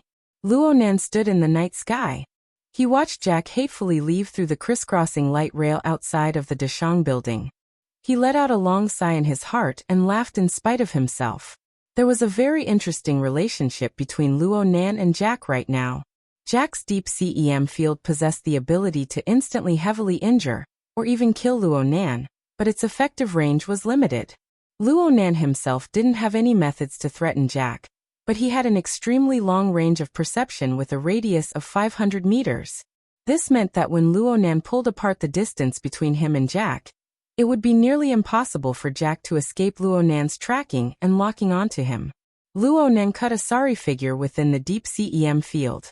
Now Jack's movements would be just as distressed. Each and every one of Jack's movements would be exposed to Luo Nan's clairvoyance. Luo Nan patted the human-faced arachnid lightly, indicating for it to follow. The human-faced arachnid suddenly flew into the air. It swiftly plunged down from the night sky and crashed into the Deshang building once more. It passed through the wall as if it was nothing. The turbid smoke curled around its body, making it look demonic and bizarre. Luo Nan's mental senses locked onto Jack, who was over 20 floors away. A distance of 100 meters, centimeter precision, and several dozen floors. It was safe and meticulous at the same time, and Luo Nan could react in time. Jack was certainly able to sense Luo Nan's monitoring and locking onto him. He turned his head repeatedly along the way, accurately locking onto the direction of Luo Nan's soul body every time. But so what? He still couldn't do anything to Luo Nan. Luo Nan was much more relaxed this time. He stared at Jack's whereabouts as he sorted out the situation with the human-faced arachnid. Right now Luo Nan's soul body was standing on the back of the human-faced arachnid. The sensation on the mental plane was very strange. Even though his nervous system was able to restore the sensation to the greatest degree, there were still some things that were impossible to translate. He could only understand them. Luo Nan came into contact with the human-faced arachnid. It was like he was standing on top of a cloud covered in burrs. There was nothing below him, but there was the scorching internal pressure and external tension acting at the same time, propping up the sensation on the mental plane. The so-called internal pressure and tension was just a rough feeling. The human-faced arachnid's foundation structure was actually hidden within. The current precision of Luo Nan's senses wasn't enough to pry into the mysteries within, but he could roughly sense that the foundation structure of the human-faced arachnid was actually a bit loose. The human-faced arachnid had collided head-on with Jack's format of fire, when the human-faced arachnid had suffered heavy injuries. Most of its devil body had been melted away by the format of fire. Less than half of its body remained. But from the perspective of the human-faced arachnid, this sort of injury was serious but not fatal. It could consume a spiritual seed, or its own kind to achieve rapid recovery, and even increase in power. But Luo Nan instinctively rejected the first evil method. As for the second method, where would he find other human-faced arachnid clones in such a short time? Even if they found it, it was hard to say who would swallow who. Therefore, Luo Nan could only choose the stupidest path for him. Go drink water from the turbid flow of emotions. Drink until you're full. It didn't matter if the human-faced arachnid was happy or not. This was the only way for the human-faced arachnid to recover as soon as possible. Fortunately, the underground fighting arena at the bottom of the Daishang building was a dirty reservoir of negative emotions. Luo Nan gave the human-faced arachnid a death order. He would eat wherever he went, but he had to avoid Rue 1 and Cragburst. In a certain sense, his conversation with Jack was tantamount to buying time for the human-faced arachnid. Right now, Luo Nan's plan could be considered a success. The human-faced arachnid had recovered a bit of its vitality, saving Luo Nan from the most fatal danger. But from another perspective, the consequences of forcing the human-faced arachnid to drink dirty water were extremely serious. Even though the human-faced arachnid had suffered heavy injuries from the format of fire, its foundation was still quite solid. It was just weak due to excessive consumption. Now this fellow appeared to have an imposing aura, but its foundation was quite unstable. It had dropped by more than one level from its peak, and it wasn't easy to make up for it. Luo Nan knew from this that the grade of food was extremely important to the human-faced arachnid. It absolutely could not touch the return grass, unless it was absolutely necessary. Speaking of which, were the people in the fighting arena still alive? Cragburst's voice came over just as this thought flashed through his mind. Hello, hello. Hello, hello? Scout, did you get disconnected? Nope. From beginning to end, Luo Nan hadn't informed Cragburst that he had come alone to find Jack. On one hand, he didn't want to expose the existence of his soul body. On the other hand, he felt that Rue 1, who was in the fighting arena, needed Cragburst's attention. He had considered everything thoroughly, but he never thought that he would be faced with such a dangerous situation. It was reasonable to say that with the existence of the Hexaear, the communication between the two should have been unobstructed. The two had even spoken to each other before facing off against Jack head-on. But Cragburst didn't make a sound for a period of time. Now that Luo Nan thought about it, he found it very strange. Luo Nan thought about that dangerous situation. Perhaps Jack's deep CEM field had an interference effect. I saw that your crow was smacking its lips. I thought that your spirit attachment time was up? Nope. Wait a moment. Luo Nan controlled the human-faced arachnid to switch to a large angle. He arrived at the middle floor of the Deshang building. He could completely display the advantage of his sensing range here, encompassing the entire Deshang building. The situation of the underground fighting arena entered into Luo Nan's control in an instant. However, paying attention to both sides at the same time was quite a challenge to his energy and observation precision. The situation of the underground fighting arena was somewhat outside of Luo Nan's expectations. Mr. Ma's little darling hadn't been transported over yet. There was only Rue 1 by herself on the fighting arena. But the faces of the several hundred tycoons in the spectator stands were all glowing with health. They were full of energy and they were even more excited. They chatted loudly with their gambling opponents, provoked them, and endlessly increased the stakes. Or they teased the accompanying beauties, handsome men, and even the sexual services provided by the fighting arena. Some simply acted on the spot, and did preposterous things under the watchful eyes of the crowd. Of course, this could also become a part of the gambling game. Had they really just been swept clean by the human-faced arachnid? They're all crazy. As an ability user, Cragburst had seen many preposterous and depraved scenes in his many years of adventuring. But the current situation could be counted on one hand. This is simply some secret order's carnival ceremony. They use all methods to please the demon god. Hey, do you think that there's really an order behind them? I don't know. Though Luonan said this with his mouth, he was reminded by Cragburst to pour a bit more energy into the ugly tycoons over there. Oh, this kind of emotion. What a big empty fire.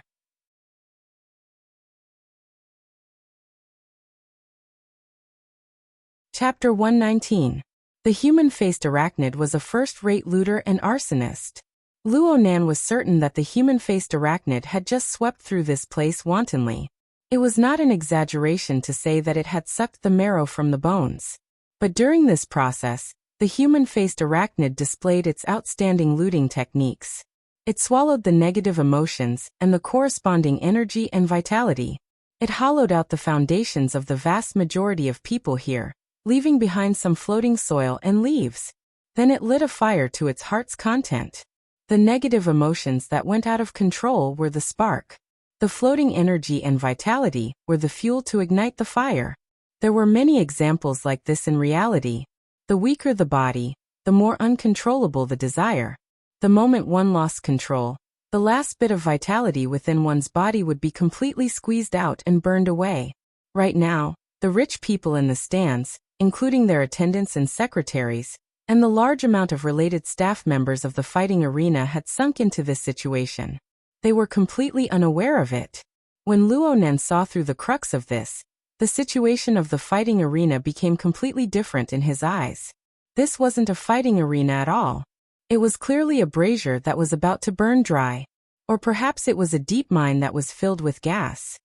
It was the kind that had already been ignited. The enormous amount of negative emotions and the floating energy and vitality formed a cloud of fire that was hard to see with the naked eye. It diffused out on the mental plane. If these people could sense their own souls, they would discover that the most terrifying feeling of suffocation had already descended upon their heads. Only an awakened like Cragburst could feel the intense feeling of disharmony within. He felt an enormous rejection towards this environment. Why did it create this environment? Luonan was disinclined to think too much about the final fate of the rich people in the stands. Instead, he was quite curious about the human-faced arachnid's way of doing things. In any case, Jack wasn't doing anything special right now. Luonan patted the human-faced arachnid beneath him, indicating for it to give him a demonstration. Of course, the human-faced arachnid wouldn't refuse. It immediately flashed a few times and charged back into the fighting arena. Then it hid its demonic body deep within the cloud of fire. Its 6 heterochromatic demon eyes were half squinted and half opened. Its malevolent mouth opened wide and sucked in the cloud of fire. It then spat out the unstable muddy flow of emotions from within its body, forming a stable exchange. Luonan completely understood. The human-faced arachnid couldn't disobey Luonan's orders, so it created an environment to kill poison for itself. It did its utmost to remove the components within the turbid flow of emotions that it was unwilling to absorb. Even though he didn't know how much the human-faced arachnid would improve after this, it was fine as long as the human-faced arachnid was happy. In essence, the fighting arena was no longer a place where the rich and powerful could seek excitement and wantonly seek pleasure. Instead, it was an enormous altar. All the rulers who believed themselves to be infallible had become livestock placed on the altar. They were slaughtered as the human-faced arachnid desired. Though this didn't really conform to Luonan's aesthetics, he didn't feel the need to fix it. Glancing at Jack again, he saw that the fellow had slowed down and seemed to be thinking about something. Luonan didn't need the human-faced arachnid by his side at all times to track him. And the previous combat proved that it would be easier for Luonan to adapt if he and the human-faced arachnid were separated. Luonan let the human-faced arachnid stay in the fighting arena for the time being. It would be good to stabilize its unstable foundation a bit. However, less than 10 seconds after he made this decision, an unforeseen event occurred. Rue 1, who had been standing on the stage with her hands by her side, suddenly raised her head, her gaze pointing towards the void above her head. That place was originally the position of the broadcast screen. Her image was displayed on the screen. Many people noticed this change, and soon they gave a reasonable explanation. Oh. The flat-chested witch is starting to get sentimental. Is she going to see her final whole image? Look. There won't be another chance in the future. A commotion that wasn't too big nor too small set off in the fighting arena. The exceptionally excited spectators cast their filthy and mocking words together with their irrepressible emotions towards the fighting stage. Rue Wen didn't react to these stimulations at all. She just looked up in a daze. Was she looking at her own image? It wasn't like this. Luonan was certain that Rue Wen's gaze seemed to be directed towards the broadcast screen, but in reality, the focus wasn't there at all. Instead, it was directed towards the human-faced arachnid. This was because the human-faced arachnid's 6 heterochromatic demon eyes suddenly opened in that instant, and they pointed towards Rue Wen's position. The demonic body that had been idle within the flaming cloud suddenly tightened. Burning negative emotions and vital energy curled around its body, forming faintly discernible rings of fire. Luonan's command came in at this time. He was worried that the human-faced arachnid would actually take a bite out of Rue Wen, the spiritual seed that it had coveted for a long time. He wanted the human-faced arachnid to retract its position. The human-faced arachnid did as it was told, but Rue Wen's line of sight unexpectedly followed and moved without the slightest deviation. At this time, Kragburst felt that something was wrong. Hey, what is she looking at? I don't know. Luonan's scalp went numb when he said this. If this scene was not an illusion, then Rue Wen seemed to be able to see the human-faced arachnid. Could she see the Darksider life form? Rue Wen was an ability user? But why was there no sign before? Or had his ability just awakened? Was it the stimulation from the human-faced arachnid? A few questions popped up in his mind, but none of them could be answered. The human-faced arachnid growled in a low voice. This was the response to Luonan's command. Originally, only Luonan could hear it, but now Rue Wen, the cold and silent young girl on the fighting stage, raised her head once more. Her gaze pointed to the sky above the fighting arena. Luonan would be at the end of the line of sight if it extended its line of sight to approximately 300 meters. Goodness gracious!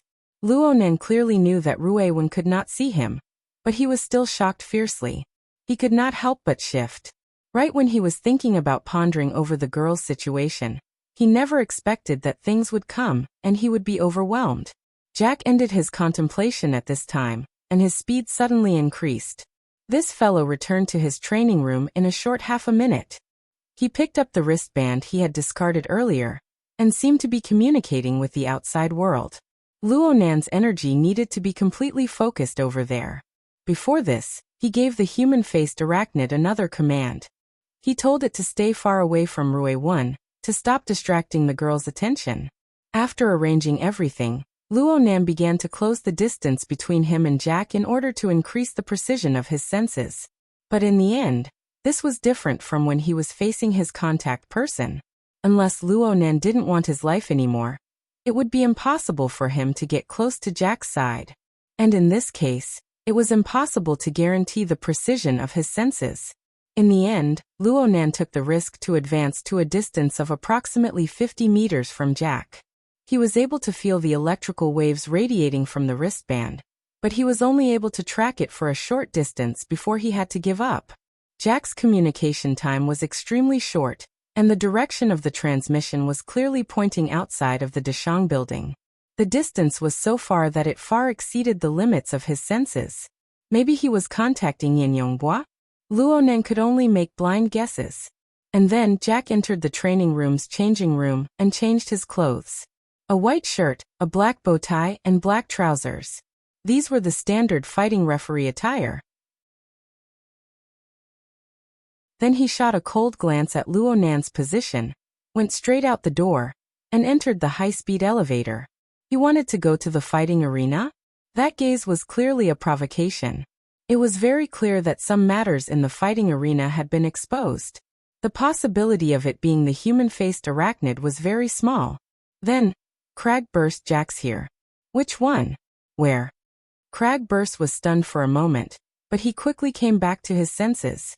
He immediately looked for Luo Nan to confirm.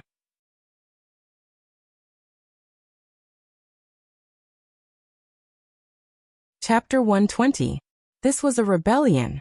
Luo Nan flew into a sudden rage. The heavily chained crow shook, forcefully pulling the human-faced arachnid back. The human-faced arachnid's body let out a hissing shriek as the fire cloud collapsed and dispersed. It was clear that it had suffered greatly. The human-faced arachnid's reaction was so miserable that it slightly dampened Luo Nan's anger. It seemed that his control over the human-faced arachnid hadn't lost its effectiveness. He thought about how this fellow had just saved his life, and his heart softened. Moreover, what was the use of being angry at this kind of person who had no intelligence and only acted on instinct? Luo Nan was baffled. The human-faced arachnid had always been obedient ever since it was bound by the heavily chained crow. It didn't do anything out of line with Rue when before. Why did it suddenly go out of control? He needed to think carefully about the problems within. At this time, Jack took the high-speed elevator and walked through the special tunnel. He had already arrived at the combat arena, but he did not directly show himself. Instead, he entered the VIP box and met with the contact person. He did not say anything useful for a while. Luo Nan concentrated his energy to consider the problem of the human-faced arachnid. Communicating with the human-faced arachnid that had no intelligence to speak of was a very strenuous matter. It wouldn't tell Luo Nan what it was thinking. Luo Nan could only rely on himself to search for the problematic link within the chaotic information. According to the flexible e-ink screen, his current analysis of the human-faced arachnid was 2%. In other words, 98% of the messages were garbled. Trying to find something comprehensible and useful from this garbled code was really... what is this? Luo Nan's soul body faintly rippled. He was shocked by the dynamic image that was suddenly reflected before his eyes. The image should be the external information that the human-faced arachnid had absorbed before. So it was straightforward and clear. Luo Nan was stunned for a moment before he quickly recognized that this was a complete diagram of the human body's structure. There were even mechanical components mixed within. As for the specimen, it was undoubtedly Jack. Luo Nan used the human-faced arachnid to pry into the mysteries of Jack's body. Luo Nan's main focus was placed on the activity of Jack's brain. He only skimmed over the other aspects. But Luo Nan never expected that the human-faced arachnid would actually record the entire scene of Jack's body. Moreover, the human-faced arachnid used a form that Luo Nan was unable to understand to make an integration. What appeared in front of Luo Nan right now was a scene that seemed like a scene from a movie. As for the time period it appeared, it was right before Jack ignited the format of fire, right before the human-faced arachnid was completely blasted out. So Luo Nan saw that the dynamo core had split into a myriad of fine filaments. They pierced through the blood vessels and nerves, spreading throughout Jack's entire body. They instantly opened up a complex yet complete structure. The energy that came from every part of Jack's body, whether it was physical or mechanical, was integrated and transformed under this structure. At that moment, Jack seemed to have transformed into a precise piece of equipment controlled by a super chip. His position, time, and output were all perfectly coordinated. Because of this, the highly concentrated internal pressure didn't destroy his body at the first moment.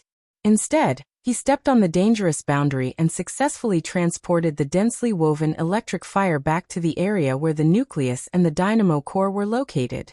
The dynamo core lit up under the high-energy convergence. The originally flickering electric light on the spiritual plane became bright and dazzling. It was precisely during this process that the energy within Jack's body completed an inconceivable qualitative transformation. In other words, it crossed a dimension from the plane of reality and touched upon the spiritual realm. Ignition successful. Nice. Luo Nan's soul body suddenly spun in a circle to calm his excited emotions. He didn't know how this ignition method was different from that of a normal burner, but this was the first time he had seen the entire ignition process of the format of fire, even if the true core steps weren't revealed. The crucial step of energy transformation should be completed within the dynamo core. But it didn't matter. This concept and train of thought was already priceless. Whether it was Quantum Corporation or some even larger power, their research train of thought on the burner line was the same as opening it up to Luo Nan. Luo Nan thought about how Quantum Corporation had spent over a decade to suddenly obtain a project worth $1 trillion in investment. He felt a deep pleasure of revenge. The problem was, this wasn't the end. Unexpectedly, this scene, which had been highly integrated by the human-faced arachnid, continued to be edited. The scene that appeared next was much more blurry, and the time node rewound to the moment when the dynamo core split into a myriad of fine filaments to support the structure. The image of Jack's body turned illusory. Large areas of his body were erased.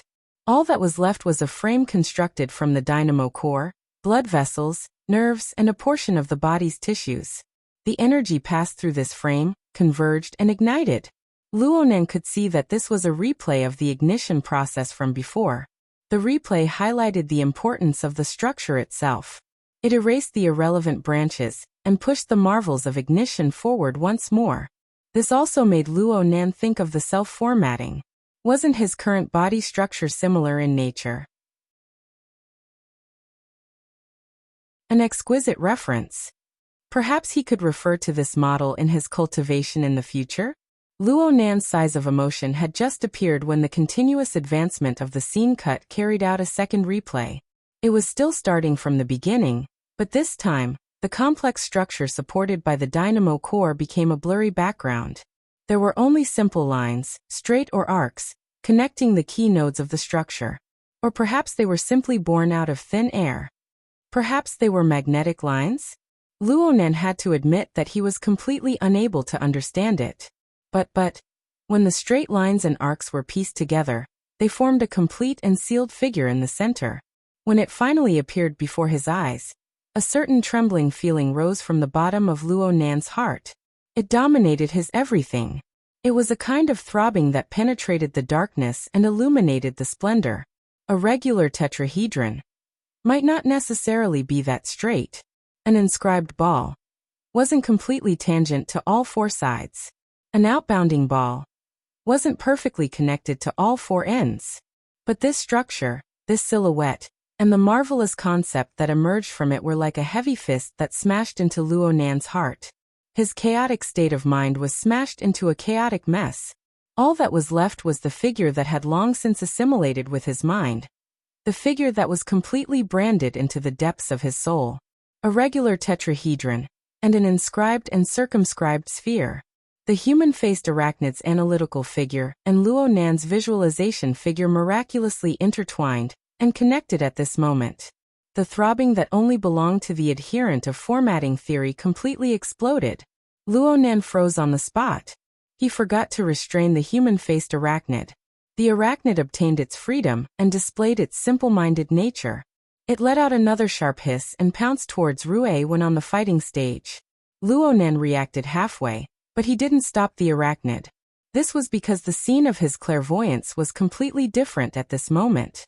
The human-faced arachnid didn't want to treat Rue as food. Its pounce was more like a connection. It pushed close to Rue body and stirred up turbid clouds of fire, nearly submerging Rue completely. The sparkling and translucent spiritual seed was like a star that pierced through the layer of clouds. It emitted a resplendent brilliance. Rue and the human-faced arachnid shook at the same time. The arachnid began to circle around Rue. Rue's gaze followed half a circle. She slowly closed her eyes when she was about to turn around.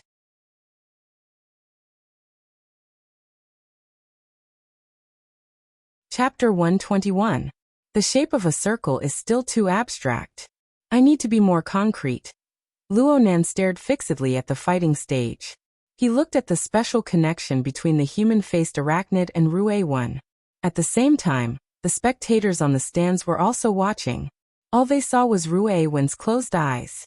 For this reason they ridiculed, mocked, and cursed from the stands. They used all the filthy words they could to release the pressure and emotions they had accumulated in their daily lives. They released the sense of accomplishment and superiority that came from dictating the life and death of others. But in essence, they were a bunch of blind people, a bunch of stupid pigs and sheep that were still cheering happily on the altar. What they didn't know was that with every obscenity that came out of their mouths, At the same time as they released their negative emotions, they also ignited their vitality and threw it into the sealed arena, turning into a part of the burning cloud of fire, and ultimately returning to nothingness. Luonan had no intention of despising these people. He had witnessed the 2 replays of the human-faced arachnid, and this told him a fact. The visualization diagram was not a mysterious thing that could be explained at any time. It contained a very complicated structure and extremely profound basic principles. What he saw was only a highly abstract shape. The 2 replays, especially the second one, proved that the operation of the visualization diagram had completely exceeded his level of understanding. He didn't have the right to overestimate his own eyesight, and he couldn't delude himself into trying to understand the deeper truth now. Mocking these spectators was like the pot calling the kettle black. The only thing he could do now was to maintain his reverence for the unknown, and continue to observe and verify. Therefore, Luonan did everything he could to pay attention to the changes happening on the fighting stage. His perspective was a combination of the material and the mental plane, as well as his understanding of the turbid flow of emotions. Every second of observation and feeling brought about an astonishing consumption. All of this was worth it. Gradually, the actual images of the human-faced arachnid and Rue became blurry from Luonan's perspective. The fighting stage and even the entire fighting arena also became blurry. All of this turned into a visual and symbolic picture. Luonan saw a sea of burning clouds. The human-faced arachnid was a spider demon that swam within the sea of clouds. Rue 1, on the other hand, was the only shining star in this turbid sea of clouds. Bright, penetrating, and sharp. The radiance of the stars was like the sharp edge of the sword. The human-faced arachnid circled around the star, constantly drawing closer. It drove the turbid flow of emotions to conceal the light of the star. However, no matter how many negative emotions were entwined in the clouds, the ice-cold edge would always be able to cut them down, not staining them in the slightest. During this process, the edge of the stellar sword was also being tempered, becoming sharper and sharper. After dozens and hundreds of attacks, a large amount of turbid emotions did not even have the chance to pounce on it before they were turned into nothingness under the shining sharp light. But no matter how many he destroyed, the burning sea of clouds continued to advance. The sea of clouds roared and cursed. The excited spectators provided all of this. This group of pigs and sheep that had their blood drawn, and their blades drawn were completely unaware that the sealed arena had already become a giant altar. Their vitality was the blood that flowed recklessly on the altar. It was the only paint that painted the burning sea of clouds. Finally, the human-faced arachnid let out a sharp hiss. It took the initiative to launch a substantial attack, throwing itself at Rue 1. However, Rue 1's stellar sword edge had been tempered to a new level after experiencing the impact of the thousands of turbid clouds of fire. The human-faced arachnid had yet to truly approach. It just received the light of the edge, and countless fine wounds had already been sliced open on its malevolent demonic body. This was not an act. It was true damage. Luonan could feel the pain of the human-faced arachnid, but the deepest part of its reaction transmitted a joyful message. Joyful? The human-faced arachnid continued to advance, truly intersecting with the stellar sword edge. In an instant, one of its limbs was even sliced off. It fell into the burning sea of clouds and ignited with a rumble. The human-faced arachnid let out a long hiss of pain, but it turned around and threw itself over. It swallowed its own burning limb in a single gulp, trembling with excitement. Its aura weakened during this process, but it clearly congealed quite a bit. Correspondingly, its foundation structure was shaky and its situation improved somewhat. So it was like this. Luonan finally understood. The corresponding information was completely analyzed at this moment, and flowed through his mind. There was no doubt that the human-faced arachnid was using Rue 1. It discovered Rue 1's ability, but it was intimidated by Luonan's command. It couldn't directly devour her, so it used a roundabout method in an attempt to use this ability to obtain benefits. The human-faced arachnid wanted to reach a dynamic equilibrium with Rue 1.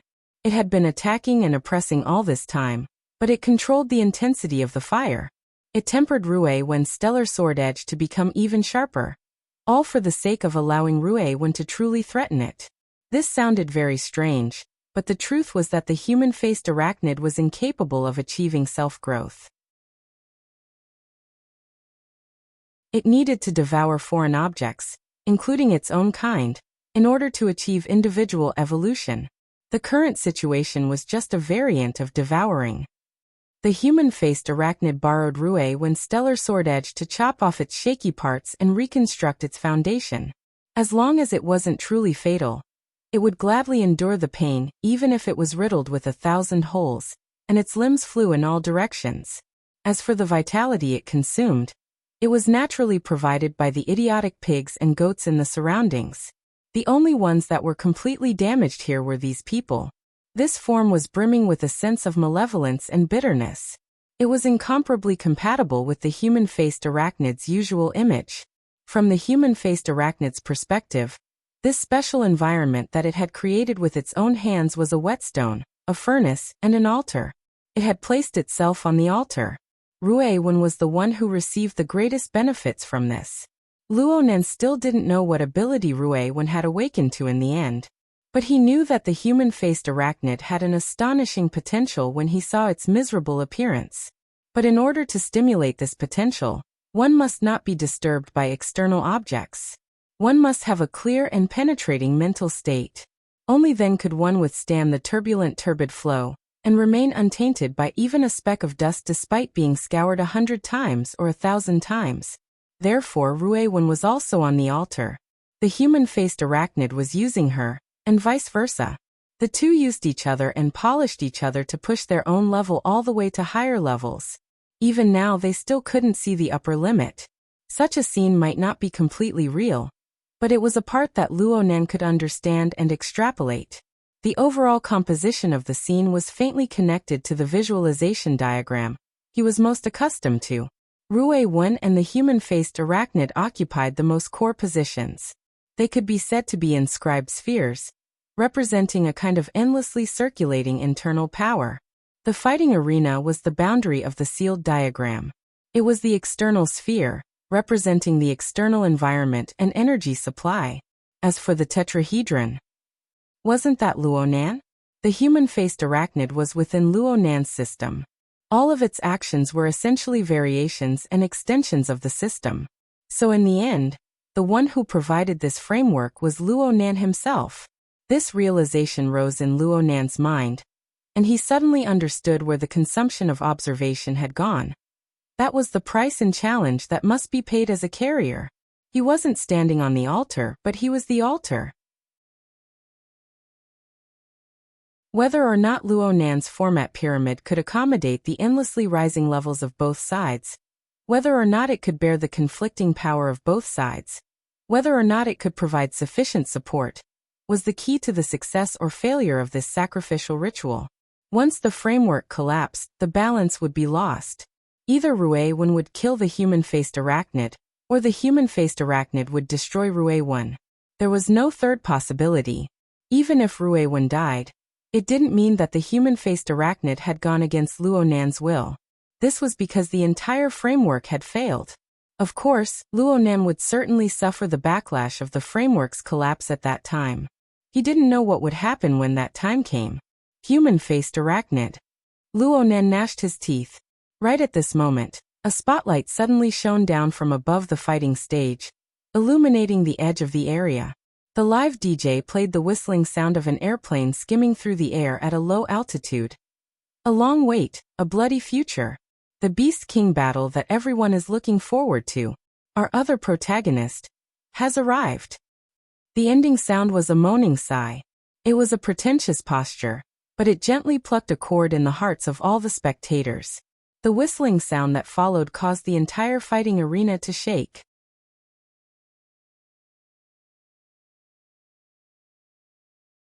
Chapter 122.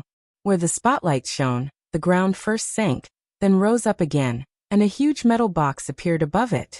Before it had completely entered the range of the spotlights, they could hear the sound of friction and collision. It was very strange. The metal box was the size of a small container. Its length was close to 6 meters, and its height and width were also more than 2 meters. Compared to the standard boxing ring, its length was very close. When this metal box appeared in front of everyone, the fighting arena was first stifled, and then the shouts from the stands turned into boos and laughter. F***ck big guy. This physique, is it a brown bear? A Siberian tiger? A black caiman?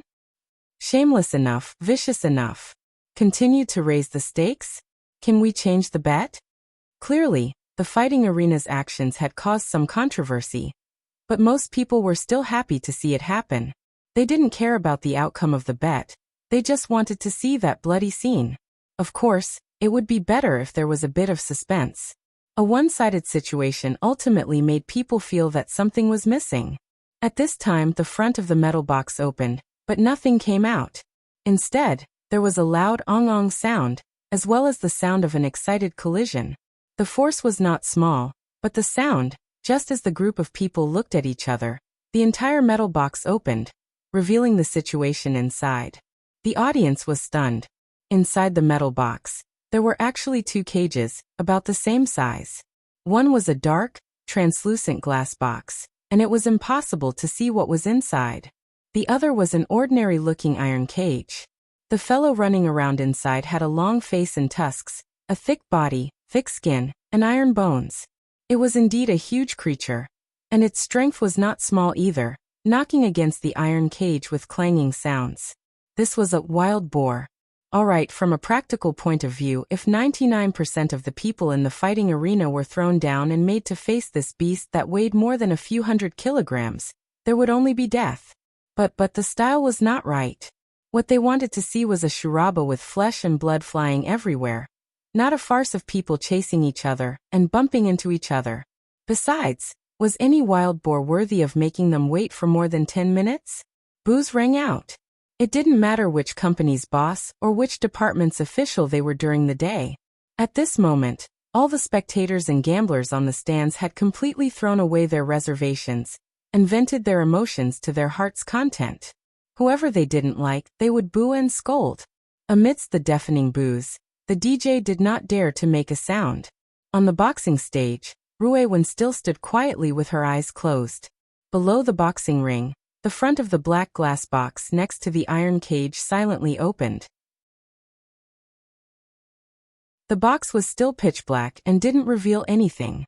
However, the wild boar that had been restless in the iron cage on the other side suddenly screeched, as if someone had stabbed a butcher's knife into its stomach.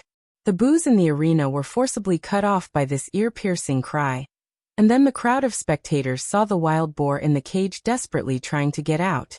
The collision was so fierce that it actually caused the entire iron cage to shift. The two parallel boxes were forcibly pulled apart by almost 3 meters until they crashed into the boxing ring. They continued to exert force, causing the boxing ring to rumble. What the hell? Luonan was a bit annoyed and a bit anxious. The sacrificial ritual had reached a critical moment. Countless lines appeared within the burning sea of clouds, building an even more exquisite structure. It was created by the human-faced arachnid's valiant instincts. Profound and unfathomable laws and principles were contained within. Luonan didn't try to analyze it. The human-faced arachnid surpassed him in terms of level. There was no meaning in forcefully deciphering it. The only thing he could do right now was to maintain the framework of the sacrificial altar, to make it maintain stability. He was doing quite well right now, and the two people on the sacrificial altar were doing quite well as well. The play of tricks in the fighting arena just now had caused the supply of turbid emotions to be a bit scattered. That wasn't a big deal. Blindly using a fierce fire might not be able to cook rice. The slower the fire, the better the cooking would be. This bunch of idiots, pigs and sheep. They were simply hammering nails into their own coffins. But at this time, the wild boar crazily rammed into the boxing ring, and the interference from the outside world suddenly increased. The human-faced arachnid wasn't a big deal, but Luonan was really worried that Ruiwen would get distracted. While Luonan was worried, the crowd of spectators were in high spirits. Oh, what a trick! Deliberately setting up suspense and suppressing one's desires had been used many times. This was what the spectators loved the most. Their minds were firmly hooked, and the sounds of booing and cursing completely disappeared. The fighting arena actually became quite a bit quieter. Something finally came out from the black glass box at this time. A long forked tongue stuck to the ground. It flickered in and out, and trillions of sensory cells replaced the functions of eyes and nose on its rough surface to detect the outside environment. Snake or lizard? Hurry up and start. Hurry up and show your head. It seemed to feel the restless emotions of the outside world. The thing in the glass box finally stuck its long and narrow head out. It looked to be of the lizard type, but the spectators felt that something was wrong halfway through. This head was nearly 2 meters long, right? Its head was mainly occupied by a long, narrow, and deep gaping mouth. Its front end was practically reaching the iron cage beneath the boxing ring. The pitiful wild boar was about to bring the cage and jump onto the stage. The length of the body was calculated from the length of the head. How could the glass box hold it? In reality, the flexible body that seemed to be swimming in the air extended out a full 4 meters in length. There was still a tail that hadn't come out yet. The mouth occupied half the length of the body that was revealed. This made its external appearance look closer to that of a crocodile, but it was much taller. Its forelimbs were extremely thick and solid, supporting its belly far off the ground. Its forked tongue still hung down, sticking to the ground as it flicked in and out. It looked strange and cautious. What was this thing? Just as Luo Nam was puzzled, Crag Burst let out a low roar. CTMB. Before the coarse curses could fall, the monster's 2-meter-long mouth opened wide without any warning. Thousands of dense, cold, and sharp teeth lined up in 4 rows. The camera faithfully recorded the scene, and a close-up shot was made through the broadcast screen. The scene was clearly displayed before everyone's eyes. The entire arena sucked in a breath of cold air. Protruding forward, biting, closing, swallowing. The monster performed a series of concise movements like this, and a glaring bloody light sprayed out in front of it. The wild boar that weighed several hundred kilograms, including the solid iron cage that surrounded it, was suddenly cut in half. It was swallowed by the monster in one gulp. Screams rang out from all directions. A rare situation of half being quiet and half being hysterical appeared in the entire fighting arena. And at this time, the enormous broadcast screen above the fighting arena was retracted, causing the area above the fighting arena to be even more spacious. Then a maglev-type floating platform descended from the opening in the upper level of the fighting arena. There were no handrails, nor were there any fences. Jack stood steadily atop the platform. He wore a white shirt, black trousers, and a black bow tie. He was the standard attire of a referee, but he looked down from above. His face was expressionless, and he turned a blind eye to the strange situation in the fighting arena. He raised his hands slightly and separated them to 2 sides. One side represented Rue 1, who was standing silently. The other side represented the brutal monster that was swallowing its food. He spoke with a calm and emotionless tone. Marauder Rue 1. Mutant Great Maw Basilisk. Beast King battle begin. Mutant? Was it really a freaking mutant?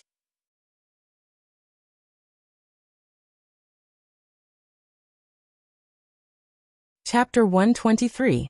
Oh, damn it. Whose idea was this? I love him to death. Hurry up and start. Start. Don't tell me I have to wait for it to finish eating that pig and bring an iron cage?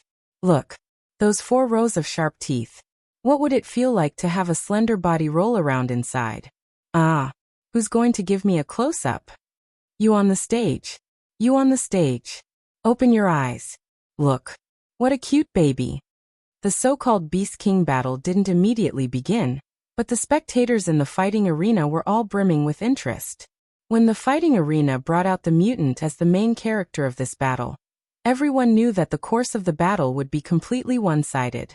They could only enjoy the prelude and the conclusion. Right now, Ruewen continued to stand quietly with her eyes closed. This was already the best posture to maintain suspense. Some people were really worried that this flat-chested witch would witness the terror of the Great Maw Basilisk with her own eyes. This fight would turn into a hunting show for the mutant early on. CTMB. CTMB. Crag Burst spat out obscenities as he extended his hand to touch the transparent protective wall in front of him. Right now he had to break through this obstacle in order to rescue Rue, one from the jaws of the mutant. Giving him 8 to 10 punches was obviously not a problem, but this required a process. If by any chance the great maw basilisk's vicious nature was aroused, then even 10,000 deaths wouldn't be enough to redeem himself. Kragburst was regretting right now. Why didn't he put a stop to this damned road of adjudication earlier? Why did such a dangerous situation occur? Kragburst quickly calculated a few times and confirmed that he needed at least 5 to 7 punches in order to blast open the protective wall. And this was under the premise that the fighting arena's defensive power didn't interfere. The uncertainty was too high. He needed to obtain support. Scout. I need a bit of time. Kragburst had just spoken when a small map that was clearly drawn at the last minute was sent over from the psychic wave network. It clearly drew a route from his current location to a certain area in the upper levels. Luo Nan's voice transmitted over. Don't force your way in. Enter from the VIP room. That's where Jack just came from. It's the only shortcut. You still have time. This damned lizard will finish digesting its food. The great maw basilisk only needs 2 minutes to digest its food. Then 2 minutes it is. If it's not enough, then I'll take it. Okay. Kragburst didn't say anything else. He turned around and left. Right now he could only choose to believe in his teammate, and Luo Nan's previous performance was worthy of his trust. Kragburst had just walked into the lounge when Jack's gaze swept over from the skies above the fighting arena. This minute movement was undoubtedly exposed by Luo Nan's mental senses. Luo Nan's mind jolted, but he recalled the most important information. He rushed to warn Kragburst. Pay attention. Jack has discovered you. He's a burner. It has a kind of controlling magnetic field, and its strength is not to be underestimated. Understood. Kragburst was very surprised, but he didn't say anything. Instead, he sped up and ran wildly through the hallway. The mafia guards had spotted him, but no one could stop his assault. Jack, who was on the maglev platform, must have received the relevant information. However, his face was still cold and expressionless. This guy, Luo Nan, had heard Jack talk to his contact about the little darling of Mr. Ma's family. Luo Nan had thought that Jack was some sort of ferocious beast. He never thought that Jack would actually be so ruthless and shameless to this extent. A mutant. The current situation was much more dangerous than what Kragburst had observed. The human-faced arachnid and Ruewen continued to maintain a cruel and fragile balance because the sacrificial ritual was still ongoing. Even though the level of the two sides was pushed higher, Luo Nan didn't know when this would end. As long as the sacrificial ritual wasn't over, Ruewen wouldn't be able to free herself to face the enemy. The instant collapse of the balance would take her life a step earlier. Right now, the person who was working the hardest in the fighting arena was Luo Nan. He had to maintain the entire framework of the altar from collapsing. He also had to pay attention to the changes in the situation. He had to guide Kragburst's path in time. He also had to lock onto Jack and keep a close eye on the Great Maw Basilisk to prevent any new abnormal movements from occurring. Multitasking. Panoramic mental senses transmitted information from all directions in parallel, forcing him to deal with it. A single mishap could lead to a complete collapse. He didn't know that he was an omniscient god, but he was doing the work of a god. The Great Maw Basilisk's meal was nearing its end. It had swallowed the other half of the wild boar and the iron cage in a short few dozen seconds. Its enormous belly was about to touch the ground, but then it flattened at a speed visible to the eye. The strong acid in its stomach possessed a terrifying digestive ability. The several 100-kilogram wild boar, and at least half of the iron cage's weight, were digested by the Great Maw Basilisk in a short minute. The relevant energy was infused into the Great Maw Basilisk's entire body, increasing the temperature of the blood by a bit. At this time, its thick double eyelids lifted up. Dark yellow cracks of ice appeared on its enormous eyeballs. It gave people the feeling that it was callous and emotionless. It assessed its surroundings. From the Great Maw Basilisk's perspective, what it hated the most were the noisemakers all around it. But it had already used its tail to test the protective wall during the process of eating. It wasn't easy to break through. In that case, it would give up the hard and make it easy. It would first devour the simple target. This was its only choice. The Great Maw Basilisk stared at its target on the fighting stage. Its long tongue stuck to the ground and sniffed, digging out deeper information. This slender creature actually possessed a certain level of threat. As an apex predator, this was a situation that it absolutely couldn't allow. The great maw basilisk's underdeveloped vocal cords didn't have the ability to raise its voice and roar. But the low growling sound it produced was enough. When the low and deep sound wave spread through the loudspeaker, and spread throughout the entire arena, the close-up shots of its icy cold pupils were transmitted to every broadcast screen. The spectators' hearts palpitated for a moment before they excitedly stood up one after another. They raised their arms and shouted, "Adjudicate! Adjudicate! Adjudicate!" The atmosphere in the arena was about to explode. Not for anything else but for the special term mutant. In the 30 years after the Third World War, mutants had always occupied the top position of the Earth's food chain. They had firmly trampled the original overlords, humans beneath their feet. The wilderness, the oceans, and even parts of the air had all become their domain. The entire world's population exceeded 10 billion, and they were squeezed into 88 large metropolitan areas. For a time, they were in imminent danger. Even if the present humans developed the Deep Blue Walkers, changed their tactics, and continuously obtained battle results, they still wouldn't dare to say that they had completely entered the strategic counteroffensive phase.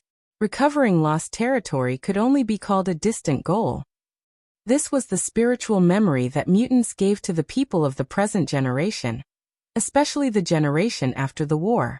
At this very moment, the bloody scene in the center of the fighting arena caused the spectators to feel fear. But the layout of the fighting arena and its powerful defenses gave them positive hints. They were the true masters of the fighting arena. They were the powerful ones who enjoyed everything. The stimulation brought about by this unique position of dominance was something that no other ferocious beast could ever hope to achieve. This illusory power and dominant position caused the flames in the spectators' hearts to burst forth in an even more intense manner. The people in the back row stood up, and the spectators in the front row crowded forward. They squeezed against the transparent protective wall, striving to get a closer look at the great maw basilisk's savage appearance. Luonen coldly swept his gaze over this chaotic scene. Even though these spectators were the largest source of noise, they were the most insignificant group within the structure of the altar. Who would pay attention to pigs and sheep that were about to run out of blood? But a subtle change appeared at this very moment. Everyone stood up and shouted crazily. There were some people who weren't able to truly stand up.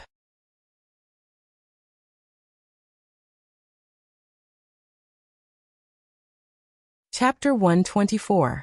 No one discovered the abnormality here.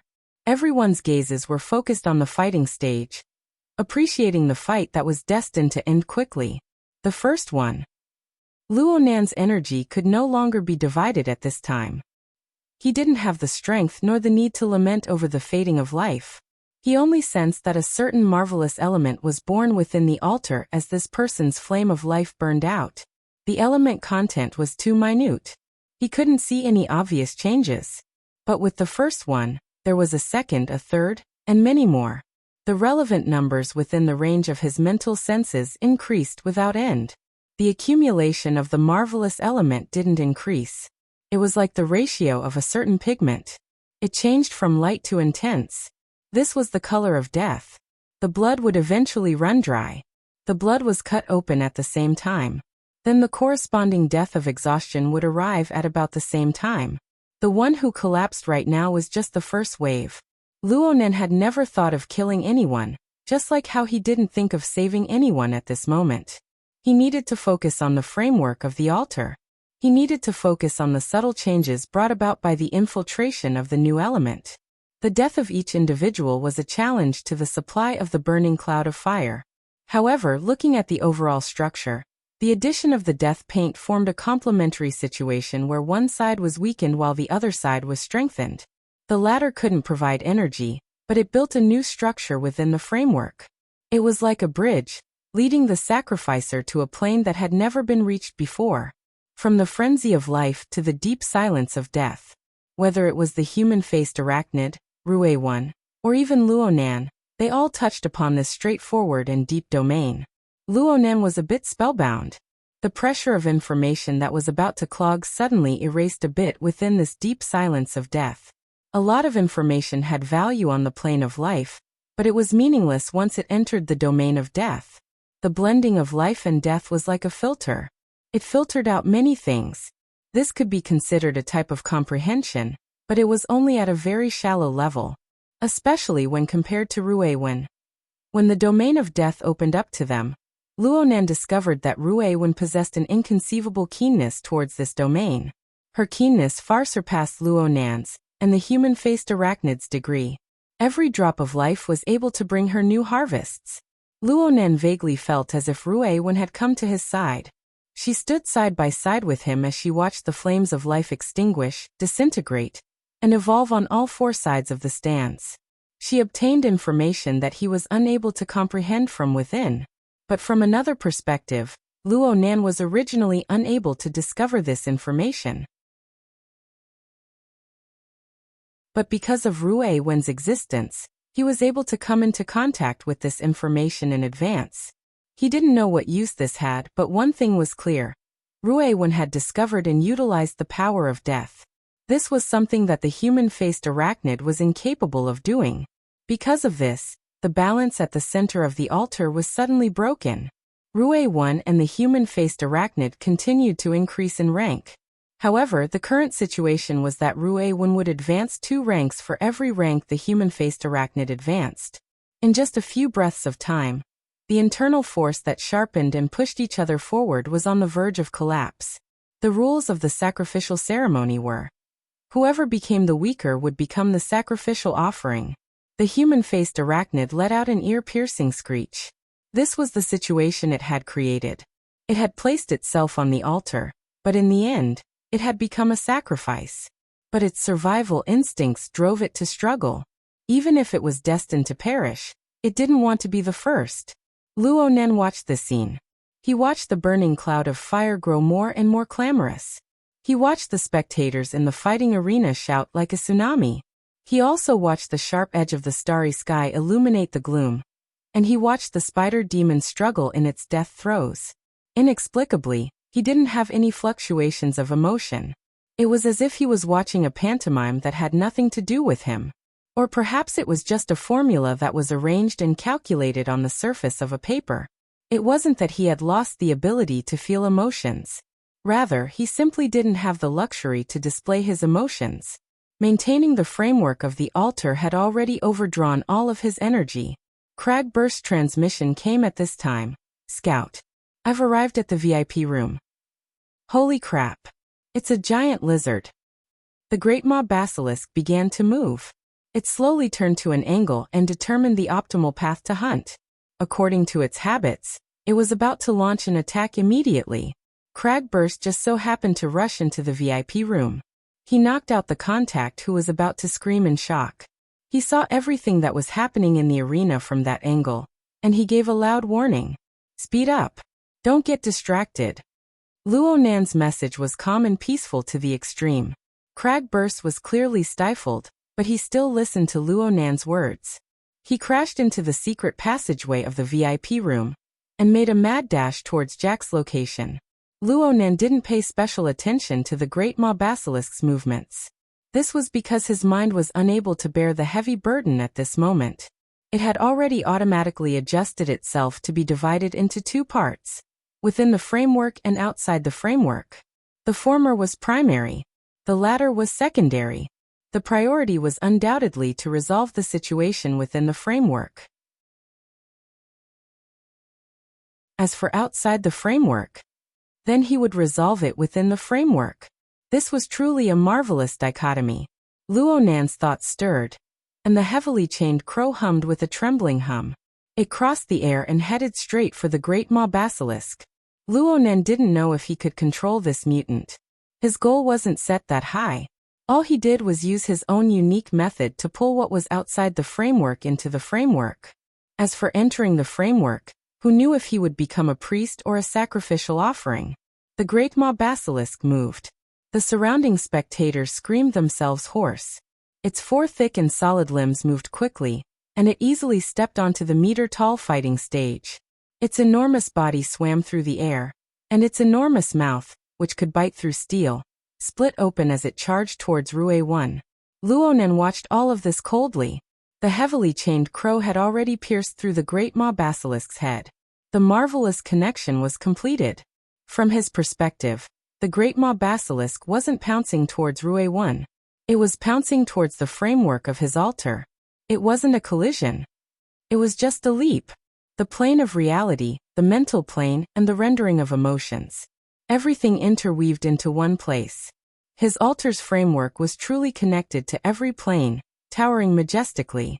Rue-1 still didn't open her eyes, but she clearly sensed it. She staggered her feet and dodged to the limit in this crucial moment. She dodged to the front of the great maw basilisk's charge. Anyone would dodge when faced with the charge of a high-speed truck. The spectators weren't disappointed. It's good that she dodged. It's exciting when there's a back and forth. The cheers from the spectators were like a landslide and a tsunami. But amidst this roar, a weak hissing sound inexplicably penetrated into everyone's ears. The great maw basilisk and Rue-1's body staggered. Its enormous body was nearly the same length as the fighting stage. Perhaps it had charged too quickly, but it lost some control. It was unable to stop itself after landing on the ground. It directly leaped over the fighting stage. It actually stumbled and stumbled as it charged straight towards the spectators behind it. They watched the terrifying mutant charge towards them. They clearly knew that it was impossible for the great maw basilisk to crash into the protective wall, but the spectators closer to the fighting stage, especially the beauties who were responsible for creating the atmosphere, still screamed in a half-real, half-fake manner. But halfway there, the screams became hysterical. The body of the enormous beast, which was over 5 meters long and weighed over 800 kilograms, was black and heavy like steel. Everyone could see it wither at a speed that could be seen by the naked eye. It suddenly shrunk by a size. The bones that supported its body also lost their hardness.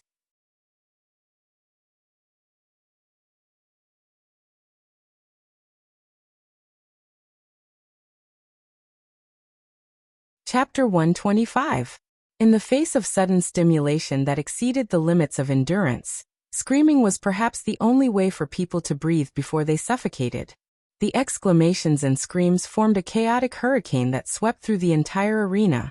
There were more than 5 spectators on the viewing platform directly opposite the great maw basilisk. They couldn't withstand this wave of impact, and their eyes rolled back as they fell to the ground. At this time, the phenomenon of collapsing was no longer an exception. More and more people noticed it, and more people were infected. The arena was equipped with medical personnel, but the incessant cries for help made the limited medical personnel at a loss as to what to do. And when these fragments of information were gathered together, a clear scale was revealed, and a bone-piercing chill descended upon the arena. A shiver ran through everyone. Luonan calmly looked down at all of this. In his eyes, death covered life. More and more information lost its meaning, and the framework structure of the altar grew clearer and clearer. Because of this, to put it bluntly, when the great maw basilisk was led into the altar's frame, regardless of whether it was inside or outside the frame, the entire situation suddenly became clear. Under the framework of the altar, the great maw basilisk's killing intent directly constituted a challenge to Rue-1. On the material plane, the great maw basilisk's fleshly body was very powerful. It was completely at the level of a running heavy truck. Moreover, it possessed extraordinary flexibility and destructive power. However, on the mental plane, this fellow could only be considered to be at the level of an intelligent beast. On the current level of the altar, there was an insurmountable distance between him and Rue-1 and the human-faced arachnid. Then, as a matter of course, the great maw basilisk was reduced to a target for slaughter. It was also an excellent scapegoat. The human-faced arachnid's struggles were effective. At the juncture of life and death, it practically slaughtered its way into the great maw basilisk's body, along with Rue-1's star edge. The abundant life force of blood, chi, and blood became the best shield and substitute for the human-faced arachnid. The strong pressure that had been accumulating all this time, the iron rules of the sacrificial offerings that were almost certain to die, were all pushed in together and carried by the great maw basilisk. At this moment, the great maw basilisk was the converging point of all the backlash energy. The human-faced arachnid was able to preserve its little life. Even though it had suffered a crushing defeat in the end, and had been chopped down a level, it had still made great progress with the addition and subtraction. The only worry was that he was extremely weak and couldn't maintain his demonic body anymore. So he turned back into a demonic symbol to recuperate. The rule of the altar was that the winner takes all. Without a doubt, Rue Wen was the one who benefited the most from the entire sacrificial ceremony. The instant the great maw basilisk stepped onto the altar, Rue Wen's star radiated the most resplendent rays of light. Destroying one's soul and destroying one's physical body were two completely different levels. There was no difference between them. However, in order to destroy both the soul and the physical body at the same time, the only way was to simultaneously interfere with both the physical and mental domains and break through the invisible barrier between the two. Rue Wen had done it. At this time, she slowly opened her eyes. Her pupils were still serene and silent, but she only stood there. Her even breathing carried a clanging sound. As for the mental plane, the turbulent burning clouds formed pieces of emptiness. But on the other hand, those empty silhouettes were like death gods that had stepped out of the void and raised their scythes high. As the sole victor on the sacrificial altar, Rue Wen's star dominated everything.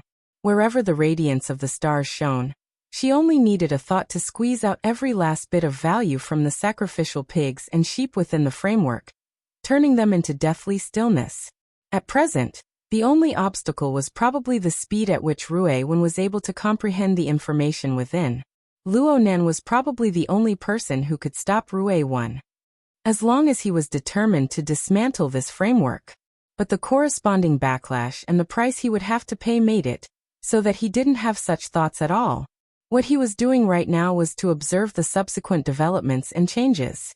Unfortunately, the sealed ceiling above the fighting arena exploded open with a rumble a few seconds later. Wood shards, glass shards, and even steel fragments filled the sky. This caused quite a few spectators, who had already sunk into a fragile state of mind, to immediately pass over. Cragburst had rushed over. But at this moment, the sound of his chin hitting the ground was even clearer than the momentum he created. My God, her ability has awakened. It's at least B rank or higher. Cragburst was clearly distracted because of Rue Wen's awakening. He even forgot about the most dangerous person below him. Luo Nan never gave up on monitoring Jack. He immediately gave a warning. Stop him. Jack merely shot a glance at the sky from the maglev referee stage. Then his figure tilted, and he suddenly flew down. His target was none other than Rue Wen on the fighting stage. On the fighting stage, Rue Wen also aimed her gaze at Jack. The third battle of the road of adjudication? No, that senseless gimmick had already ended.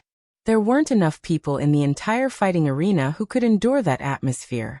Jack understood this point very well, so he didn't make any gaudy displays.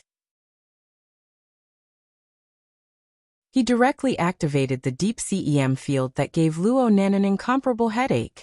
Reality proved that the deep CEM field's effect on the material plane was quite considerable. The fighting stage, which had just been heavily stomped by the Great Maw Basilisk, couldn't bear it any longer. The central region warped and collapsed.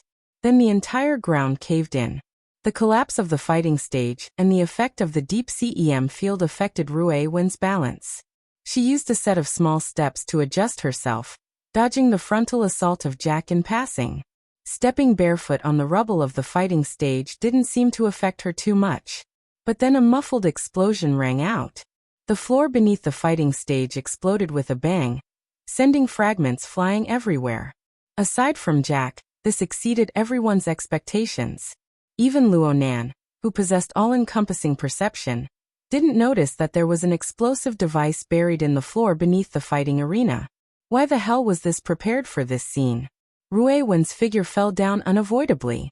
If this was the Rue Wen from before the Beast King battle, she could only wait until she landed before making adjustments. But the current Rue Wen was already completely different. She raised her hand during the process of falling. There seemed to be no signs of exerting force at all, but a hissing sound rang out amidst the chaotic scattering of fragments in the air. All the gravel and wood along the way were sliced in half, and an extremely sharp stream of air headed straight for the diving Jack. Jack reacted quickly. He raised his right arm and heard a muffled sound. The sleeve of his shirt was torn apart. His skin split open and blood spurted out, but there was no blood at all. A metallic luster flashed beneath the layer of flesh. Jack's right arm was a part of his body's transformation. The outside was wrapped in a layer of artificial flesh, and the inside was made of an extremely hard alloy. Right now, the layer of artificial flesh could be seen corroding and withering at a visible speed. The color of the alloy underneath was a bit dim. Highly corrosive? No, it's an even purer power. The glow of Jack's bionic eyes grew stronger as he stared fixedly at Rue Wen's face. A recording device buried deep within his body was recording and transmitting key information.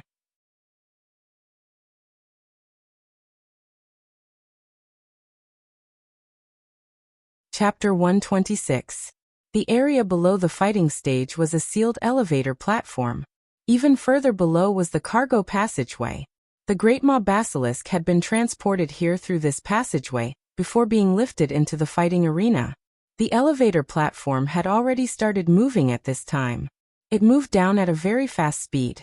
Rue Wen landed steadily on the ground. Her slender yet sturdy body immediately exerted strength to launch an attack against Jack, who hadn't yet stabilized his footing. She was more confident than ever that she could kill this callous adjudicator head-on. But then a short beep rang out from an unknown place. Rue Wen's eyes suddenly widened as a powerful electric current exploded from a certain location within her chest. It instantly bombarded her internal organs, and spread to her forelimbs and head. The electric current passed through her nervous system and stimulated her muscles, instantly sending Rue Wen into a rigid state. Her body instantly lost balance, and she fell straight toward Jack. "Baby, let's go home." Jack didn't feel the slightest bit surprised. He extended his hand and scooped Rue Wen up. But soon his brows furrowed as a sharp chill pierced into his skin. Even his internal organs felt a bit cold. Rue Wen's awakened ability still existed even though she had suffered an unexpected heavy injury. The skin and flesh below Jack's ribs shriveled and fell off in an instant, revealing half of his sternum constructed from alloy plates. Jack only furrowed his brows in response to this. Another pulse exploded from the depths of Rue Wen's brain in the next moment. This time, it truly erased all of her ability to counterattack and erased her consciousness. Holy crap! Cragburst was only a second late, but he could only watch helplessly as Rue Wen fell into the enemy's hands. He struck out with a fist under his great fury. The sealed elevator platform rumbled, and the surface of the platform shook. How could he have known that Jack's face was expressionless? He grabbed the unconscious Rue Wen's legs and swept her over, startling Cragburst into a rush of strength. The upper portion of the cargo passageway was already exposed on one side of the elevator platform. Jack didn't wait for Rue Wen to land. He already grabbed Rue Wen and jumped down. Cragburst didn't even think as he chased after them. But just as he entered the passageway, he saw Jack raise his handgun. Jack pulled the trigger, and a rumble exploded within the half-sealed passageway. Unexpectedly, this was a sonic bomb. Cragburst let out a muffled groan as the strengthened sound wave shook his brain. His feet were in a mess, and signs of a concussion had already appeared. Jack wasn't troubled by this. The special structure of his brain allowed him to quickly adjust. But he didn't linger, and just ran wildly through the passageway while holding Rue Wen. Luonen asked, "Are you okay?" Cragburst didn't utter a word. He crawled up and chased after him. At first, it was a little shaky, but then it returned to normal. The freight channel could carry containers, so it was very spacious. Usually, it also carried some shady goods. At the end of the passageway, there were garages on both sides. A group of gangsters in the passageway were oblivious to what had happened in the combat arena. They were gathered together, laughing and playing a large-scale AR game. The female protagonist in the game was almost broken by them. The tunnel was filled with moans and yells.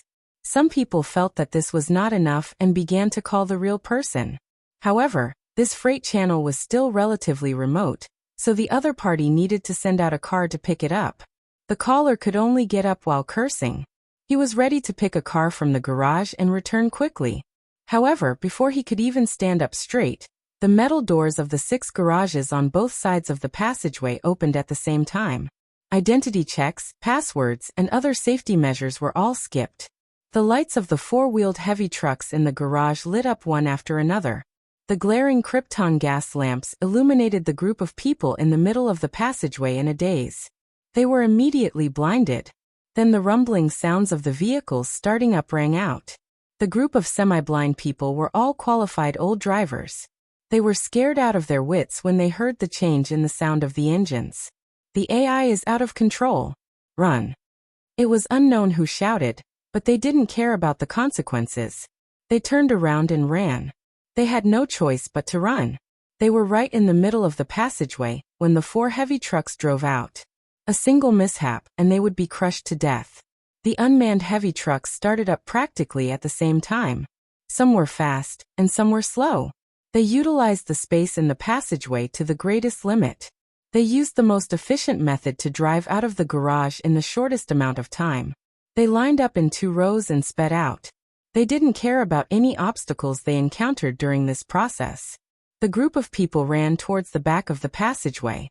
Aside from 2 unlucky fellows who were scraped by the corners of the vehicles, they were more scared than hurt. But the sound of heavy footsteps could be heard at this time. Their dusky and blurred vision gradually became clear. They saw a person who shouldn't have appeared here. Jack. Mr. Jack.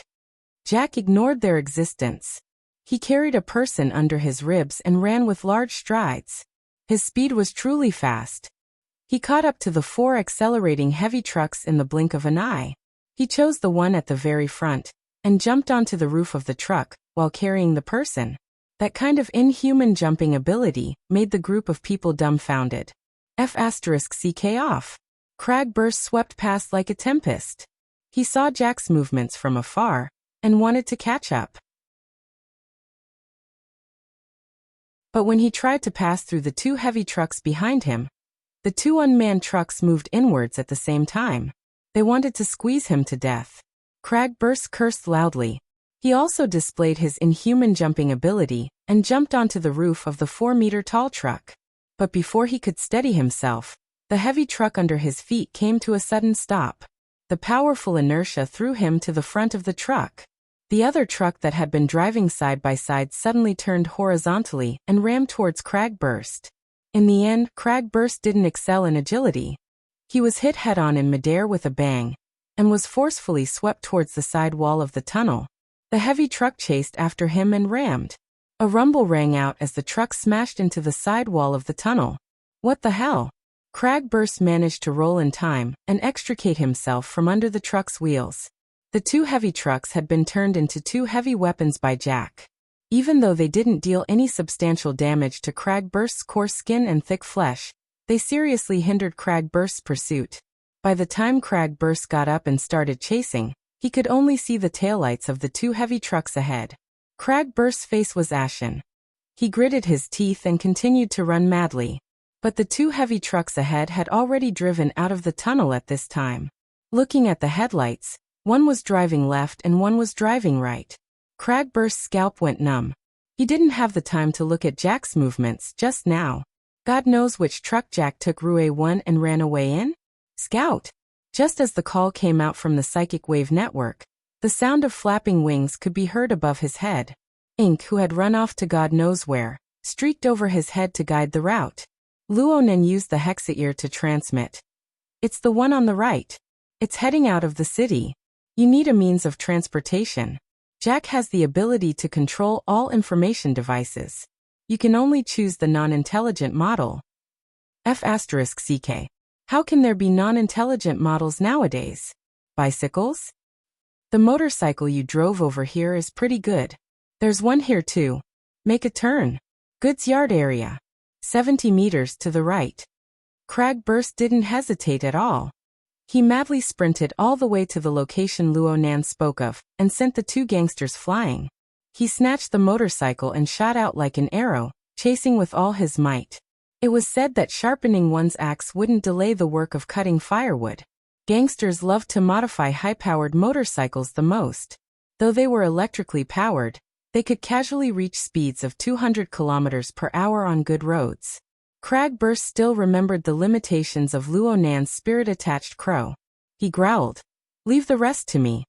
Ah. I'll *CK Jack's 8 generations of ancestors. The motorcycle rumbled as it charged out of the tunnel.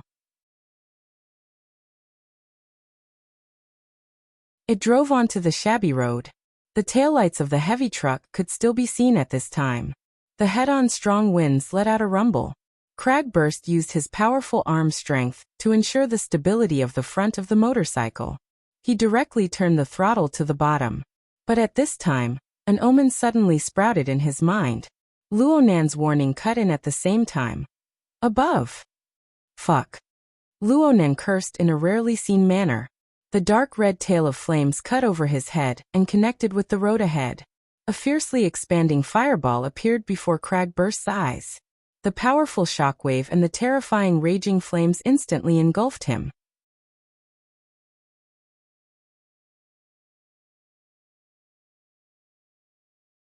Chapter 127. Target A's vehicle destroyed. His vital signs fluctuated greatly.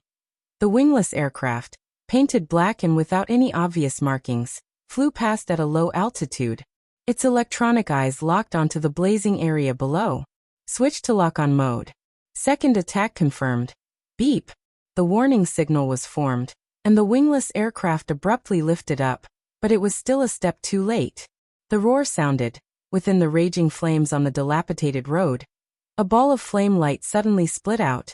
Under the pressure of the powerful force, it condensed, like a fiery meteor, leaping into the sky.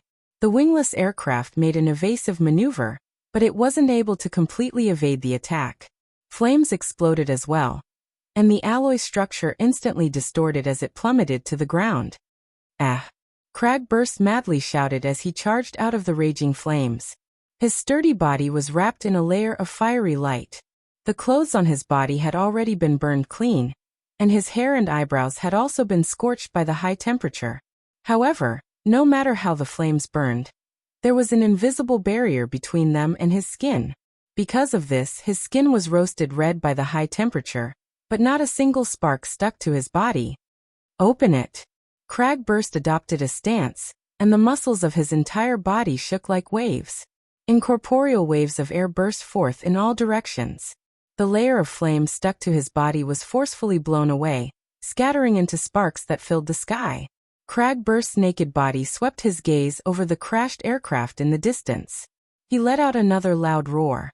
The anger that he had been holding back along the way could finally be vented a little. At this time, Luonan's somewhat incoherent voice came from the hexa ear. *CK shit. Cragburst, I thought. You didn't die? Cragburst spat. Don't tell me that nickname is for nothing? Even if the rock cracked, I'll still be alive. Have you ever seen anyone survive a fuel air bomb? That's me. Also, Scout, you must attend the association's beginner's seminar. The warning words are too unstandardized.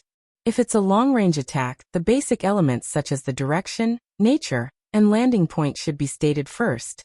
Luonan's warning came before he could finish babbling. Dodge quickly. Get off the roadbed.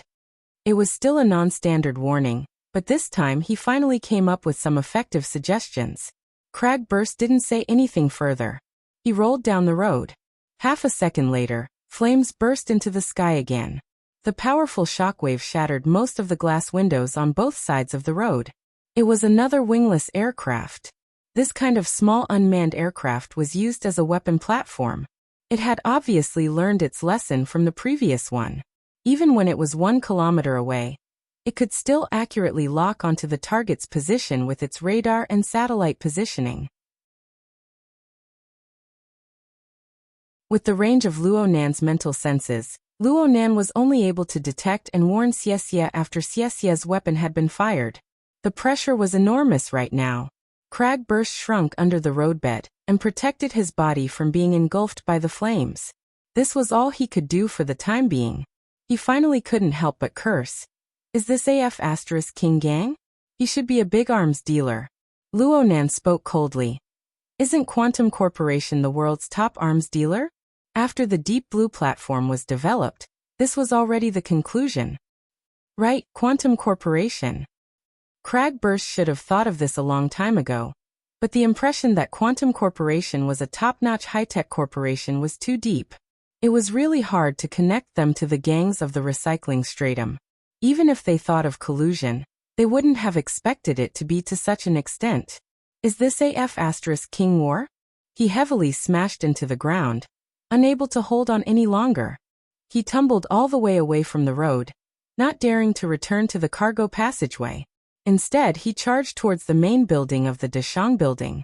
He charged into the building in one breath and walked a few dozen meters in before he could truly catch his breath. Right now, the gang's lair had been alarmed by the situation outside. Everyone stuck their heads out to look. Cragburst charged in furiously, instantly attracting everyone's gazes. It's that guy. Half an hour ago, Cragburst had engaged in a gunfight with the people here when he was chasing after Jack. The group of gangsters had a vivid memory of this brawny man with skin of copper and bones of iron. The group of gangsters immediately drew their weapons and brandished their sticks. And then, there was no then. Cragburst didn't even have time to make a move. Luonen had already knocked out the entire group. Even though the human-faced arachnid had degenerated into a wraith sign state, knocking out these small fries at its current level was as easy as blowing off dust. In the end, all Cragburst did was find a relatively large person and strip off his clothes to cover his vital areas. The entire process didn't take more than 20 seconds, but Cragburst's expression was still ugly. We've been delayed for too long.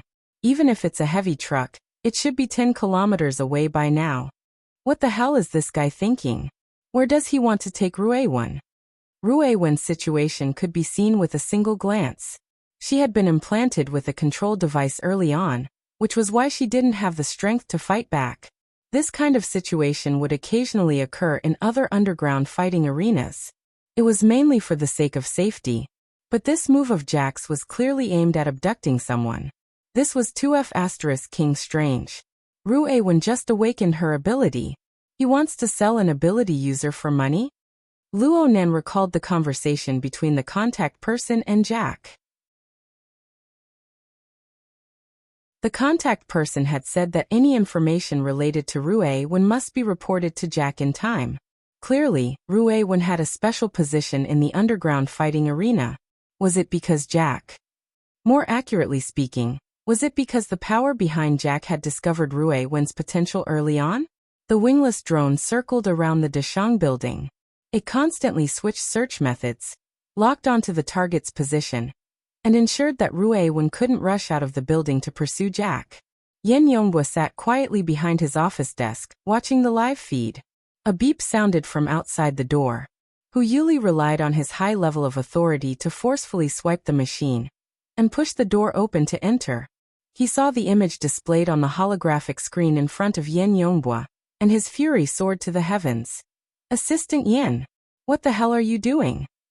It's as you can see. Providing fire support. Yen Yongbwa didn't show any respect to the Quantum Corporation's Xia City Area Executive Director. His but didn't even leave his chair. Hu Yuli slammed the table heavily. This is Xia City. This is Metropolis. This isn't the Deep Blue World. Do you know how many calls come in when armed drones fly? The mayor's office, the security bureau, the social security bureau, the city defense army. Yen Yongbwa raised his head. His expression was calm, but the veins at the corner of his dark red eyes pulsed slightly. That feeling made Hu Yuli suddenly choke. His voice, tone, and attitude immediately lowered quite a bit. My boy, I'm going to retire immediately after this matter with the R&D district. If you want to ascend, I'll give you my full support. If you want the Rainbow Fund and the Investment Society, I'll give it to you without a second thought, okay? But you can't turn around and roast me over the fire.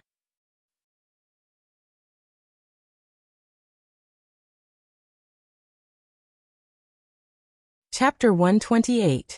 Research Mission? Research requires the use of armed platforms? Hu Yuli felt that this was incomprehensible. My boy, I know you came from the Deep Blue World. That's right. Things there are very straightforward.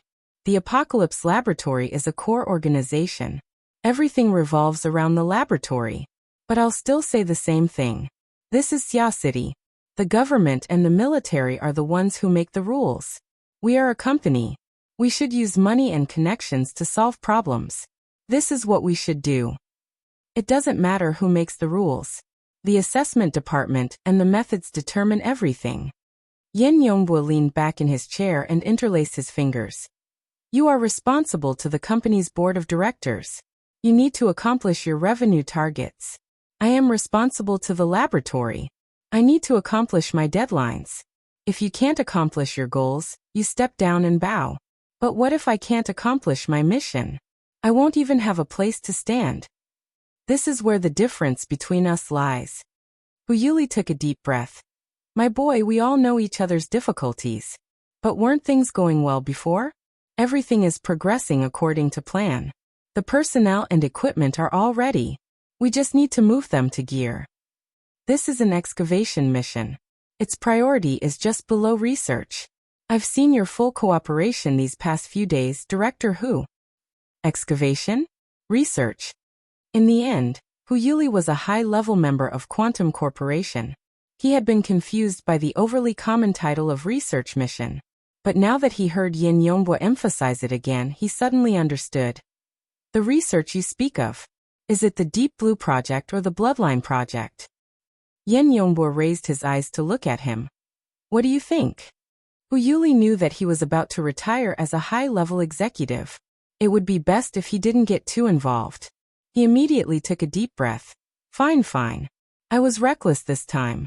But my boy, no matter what the mission is, no matter how high the priority, there is nothing wrong with paying attention to a few methods. Right now, the company is very passive in Xia City because of this matter with the R&D district.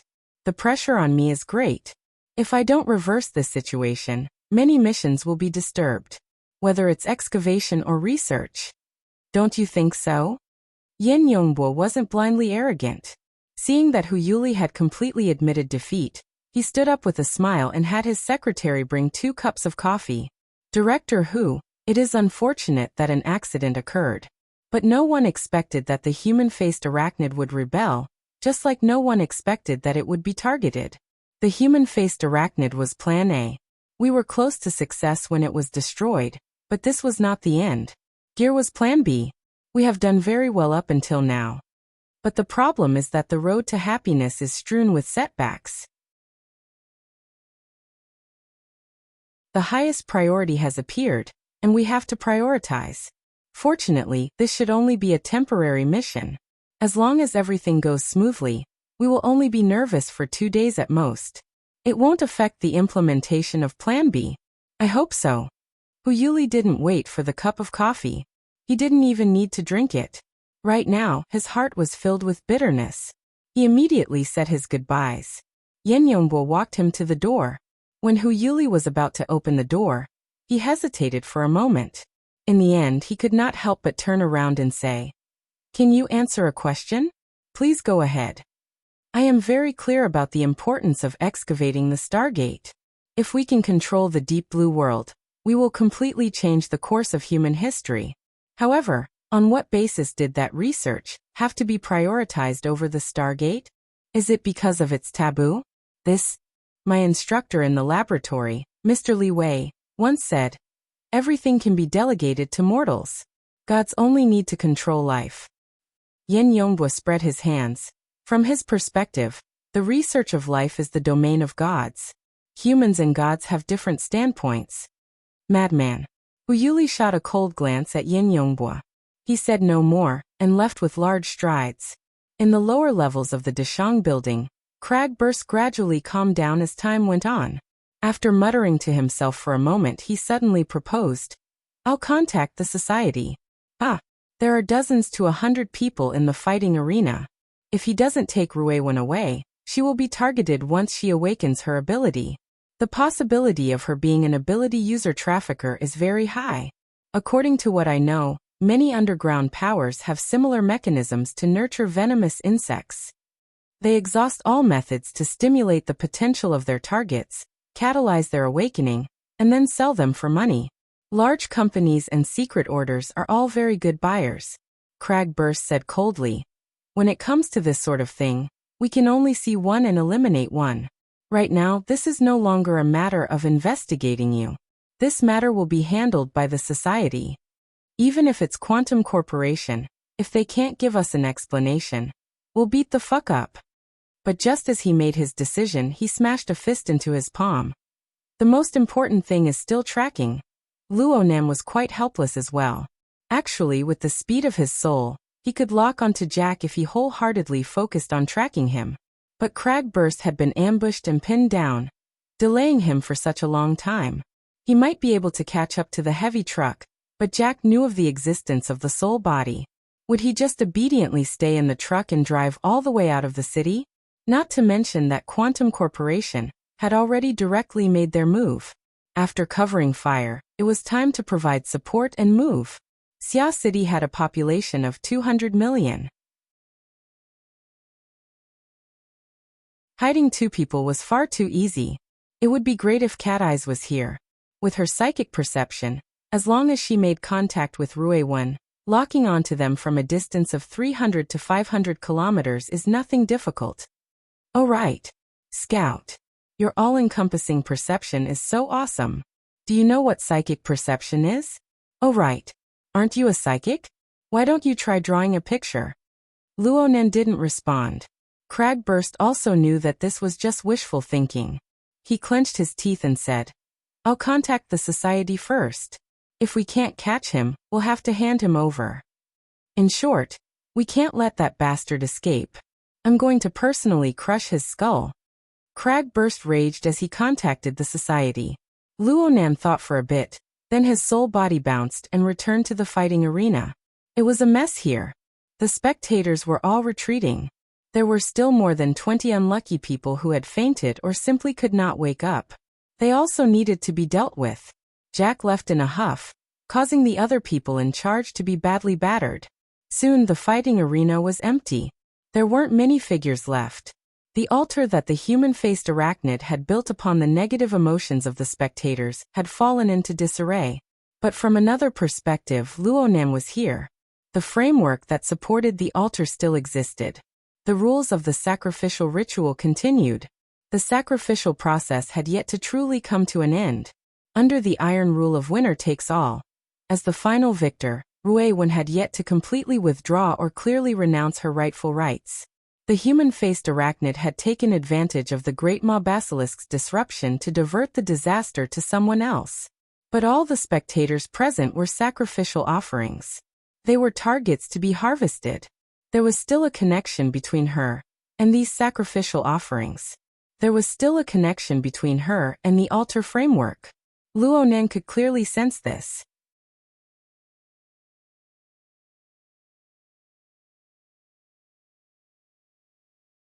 Chapter 129. Perhaps he really could draw a picture. Cragburst's reminder reminded Luonan of his identity as a psychic. Though he was still muddle-headed about the principles involved, reality proved that he really did have talent in this area. Most importantly, Luonan had inspiration right now. This inspiration had existed ever since the start of the sacrificial ritual.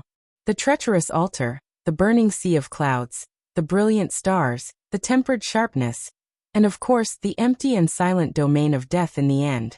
Lines, composition, light and shade. All sorts of elements had been pondered in his mind for a long time.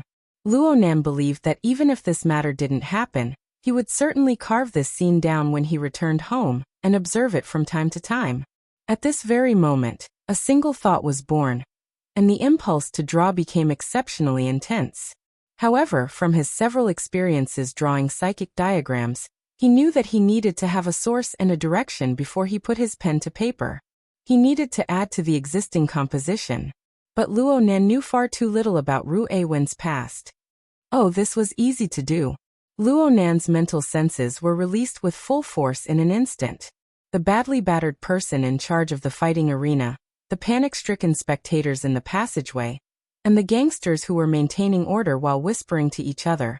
No matter where these people were or what they were doing, all of them couldn't help but shiver at the same time. Ink, who had been with Cragburst this entire time, flapped its wings and flew back in the direction of the fighting arena, ignoring Cragburst's calls. Mr. Ma lay on the stretcher in a daze, his hand pressed against his chest. Even though he had already taken medicine, and was on a ventilator. The palpitations and suffocation from a few minutes ago still followed him like a shadow. What in the world had happened? He was the director of a large biopharmaceutical company in Xia City. His net worth was in the hundreds of millions. People respectfully addressed him as Mr. Ma. Wealth and women were nothing more than decorations to him. His future was full of 60 to 70 years. What he needed was more vivid interest, more intense stimulation, and a higher level of accomplishment. What could be more interesting, more exciting, and more successful than dominating the lives of others? So Mr. Ma fell in love with the fighting arena. He fell in love with the smell of blood here. He invested in this place for the sake of changing the style of fighting to become more exciting and more exciting. Today, the fighting arena had asked him to borrow his top-notch collection, the aberrant Great Ma Basilisk. He agreed without hesitation. In fact, he had purchased this mutant in order to add new tricks to the arena at some point in the future. His wish had come true ahead of time.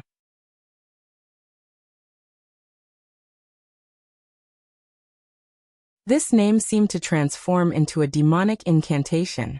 From the outside to the inside, from him to me, it grew and spread from the bottom of my heart.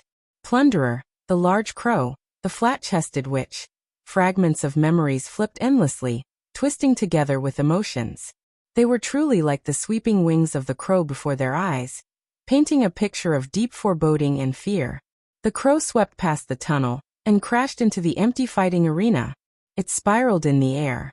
In Luo Nan's eyes, the crow was piercing through a dark cloud of negative emotions. The outline of an altar was interwoven within the surging cloud layer. Several hundred blurry figures were running and shouting within. Compared to their earlier foolishness, they seemed to have a clearer definition of their own position. They had transformed from illusory rulers into actual pigs and sheep. Countless scenes of Rue Wen's memories appeared and blended within the altar. The vast majority of them were fragmented and distorted. They combined to form a fuzzy image of Rue Wen. Countless sides were pieced together, but it was far too biased. Luo Nan pondered. The Rue Wen he saw was different from these people. Admittedly, Rue Wen had contended against the human-faced arachnid and defeated it. Rue Wen had beheaded the Great Ma Basilisk in one strike. She had left a deep impression on him. But the first impression Rue Wen gave him was that of a young and inexperienced child with a towel covering her head in the waiting room. She had used childish words to converse with Mr. Crow. She had sunk deep into the circle of her own logic. Perhaps her self-identity leaned more toward that of a crow than a person. But no matter what, she was the one and only victor on Luo Nan's altar. She had sacrificed everything and reaped everything. Luo Nan was the bearer of the altar's framework. He had the obligation to bestow blessings upon the victor. Ink let out a coarse squawk that was absolutely not pleasant to listen to. But this hoarse voice surged together with a call on the mental plane. It was suddenly thrown into the night sky of Xia City. The sole victor, Rue won. The dark clouds surged and churned. A bright and resplendent star rose beyond the heavens. Its sharp radiance swept through the clouds and mist. The outline of the altar's structure became unprecedentedly clear. It was just like the shape of Luo Nan's pyramid. You're tuning in to the Li Mei's Wuxia Whispers YouTube channel. We're so grateful for your support, and don't forget to subscribe to join us on this incredible journey through captivating stories. Your generosity through donations truly makes a world of difference, as it's the primary source of revenue that allows me to expand and enhance this channel for you. Thank you from the bottom of my heart for being a part of this adventure.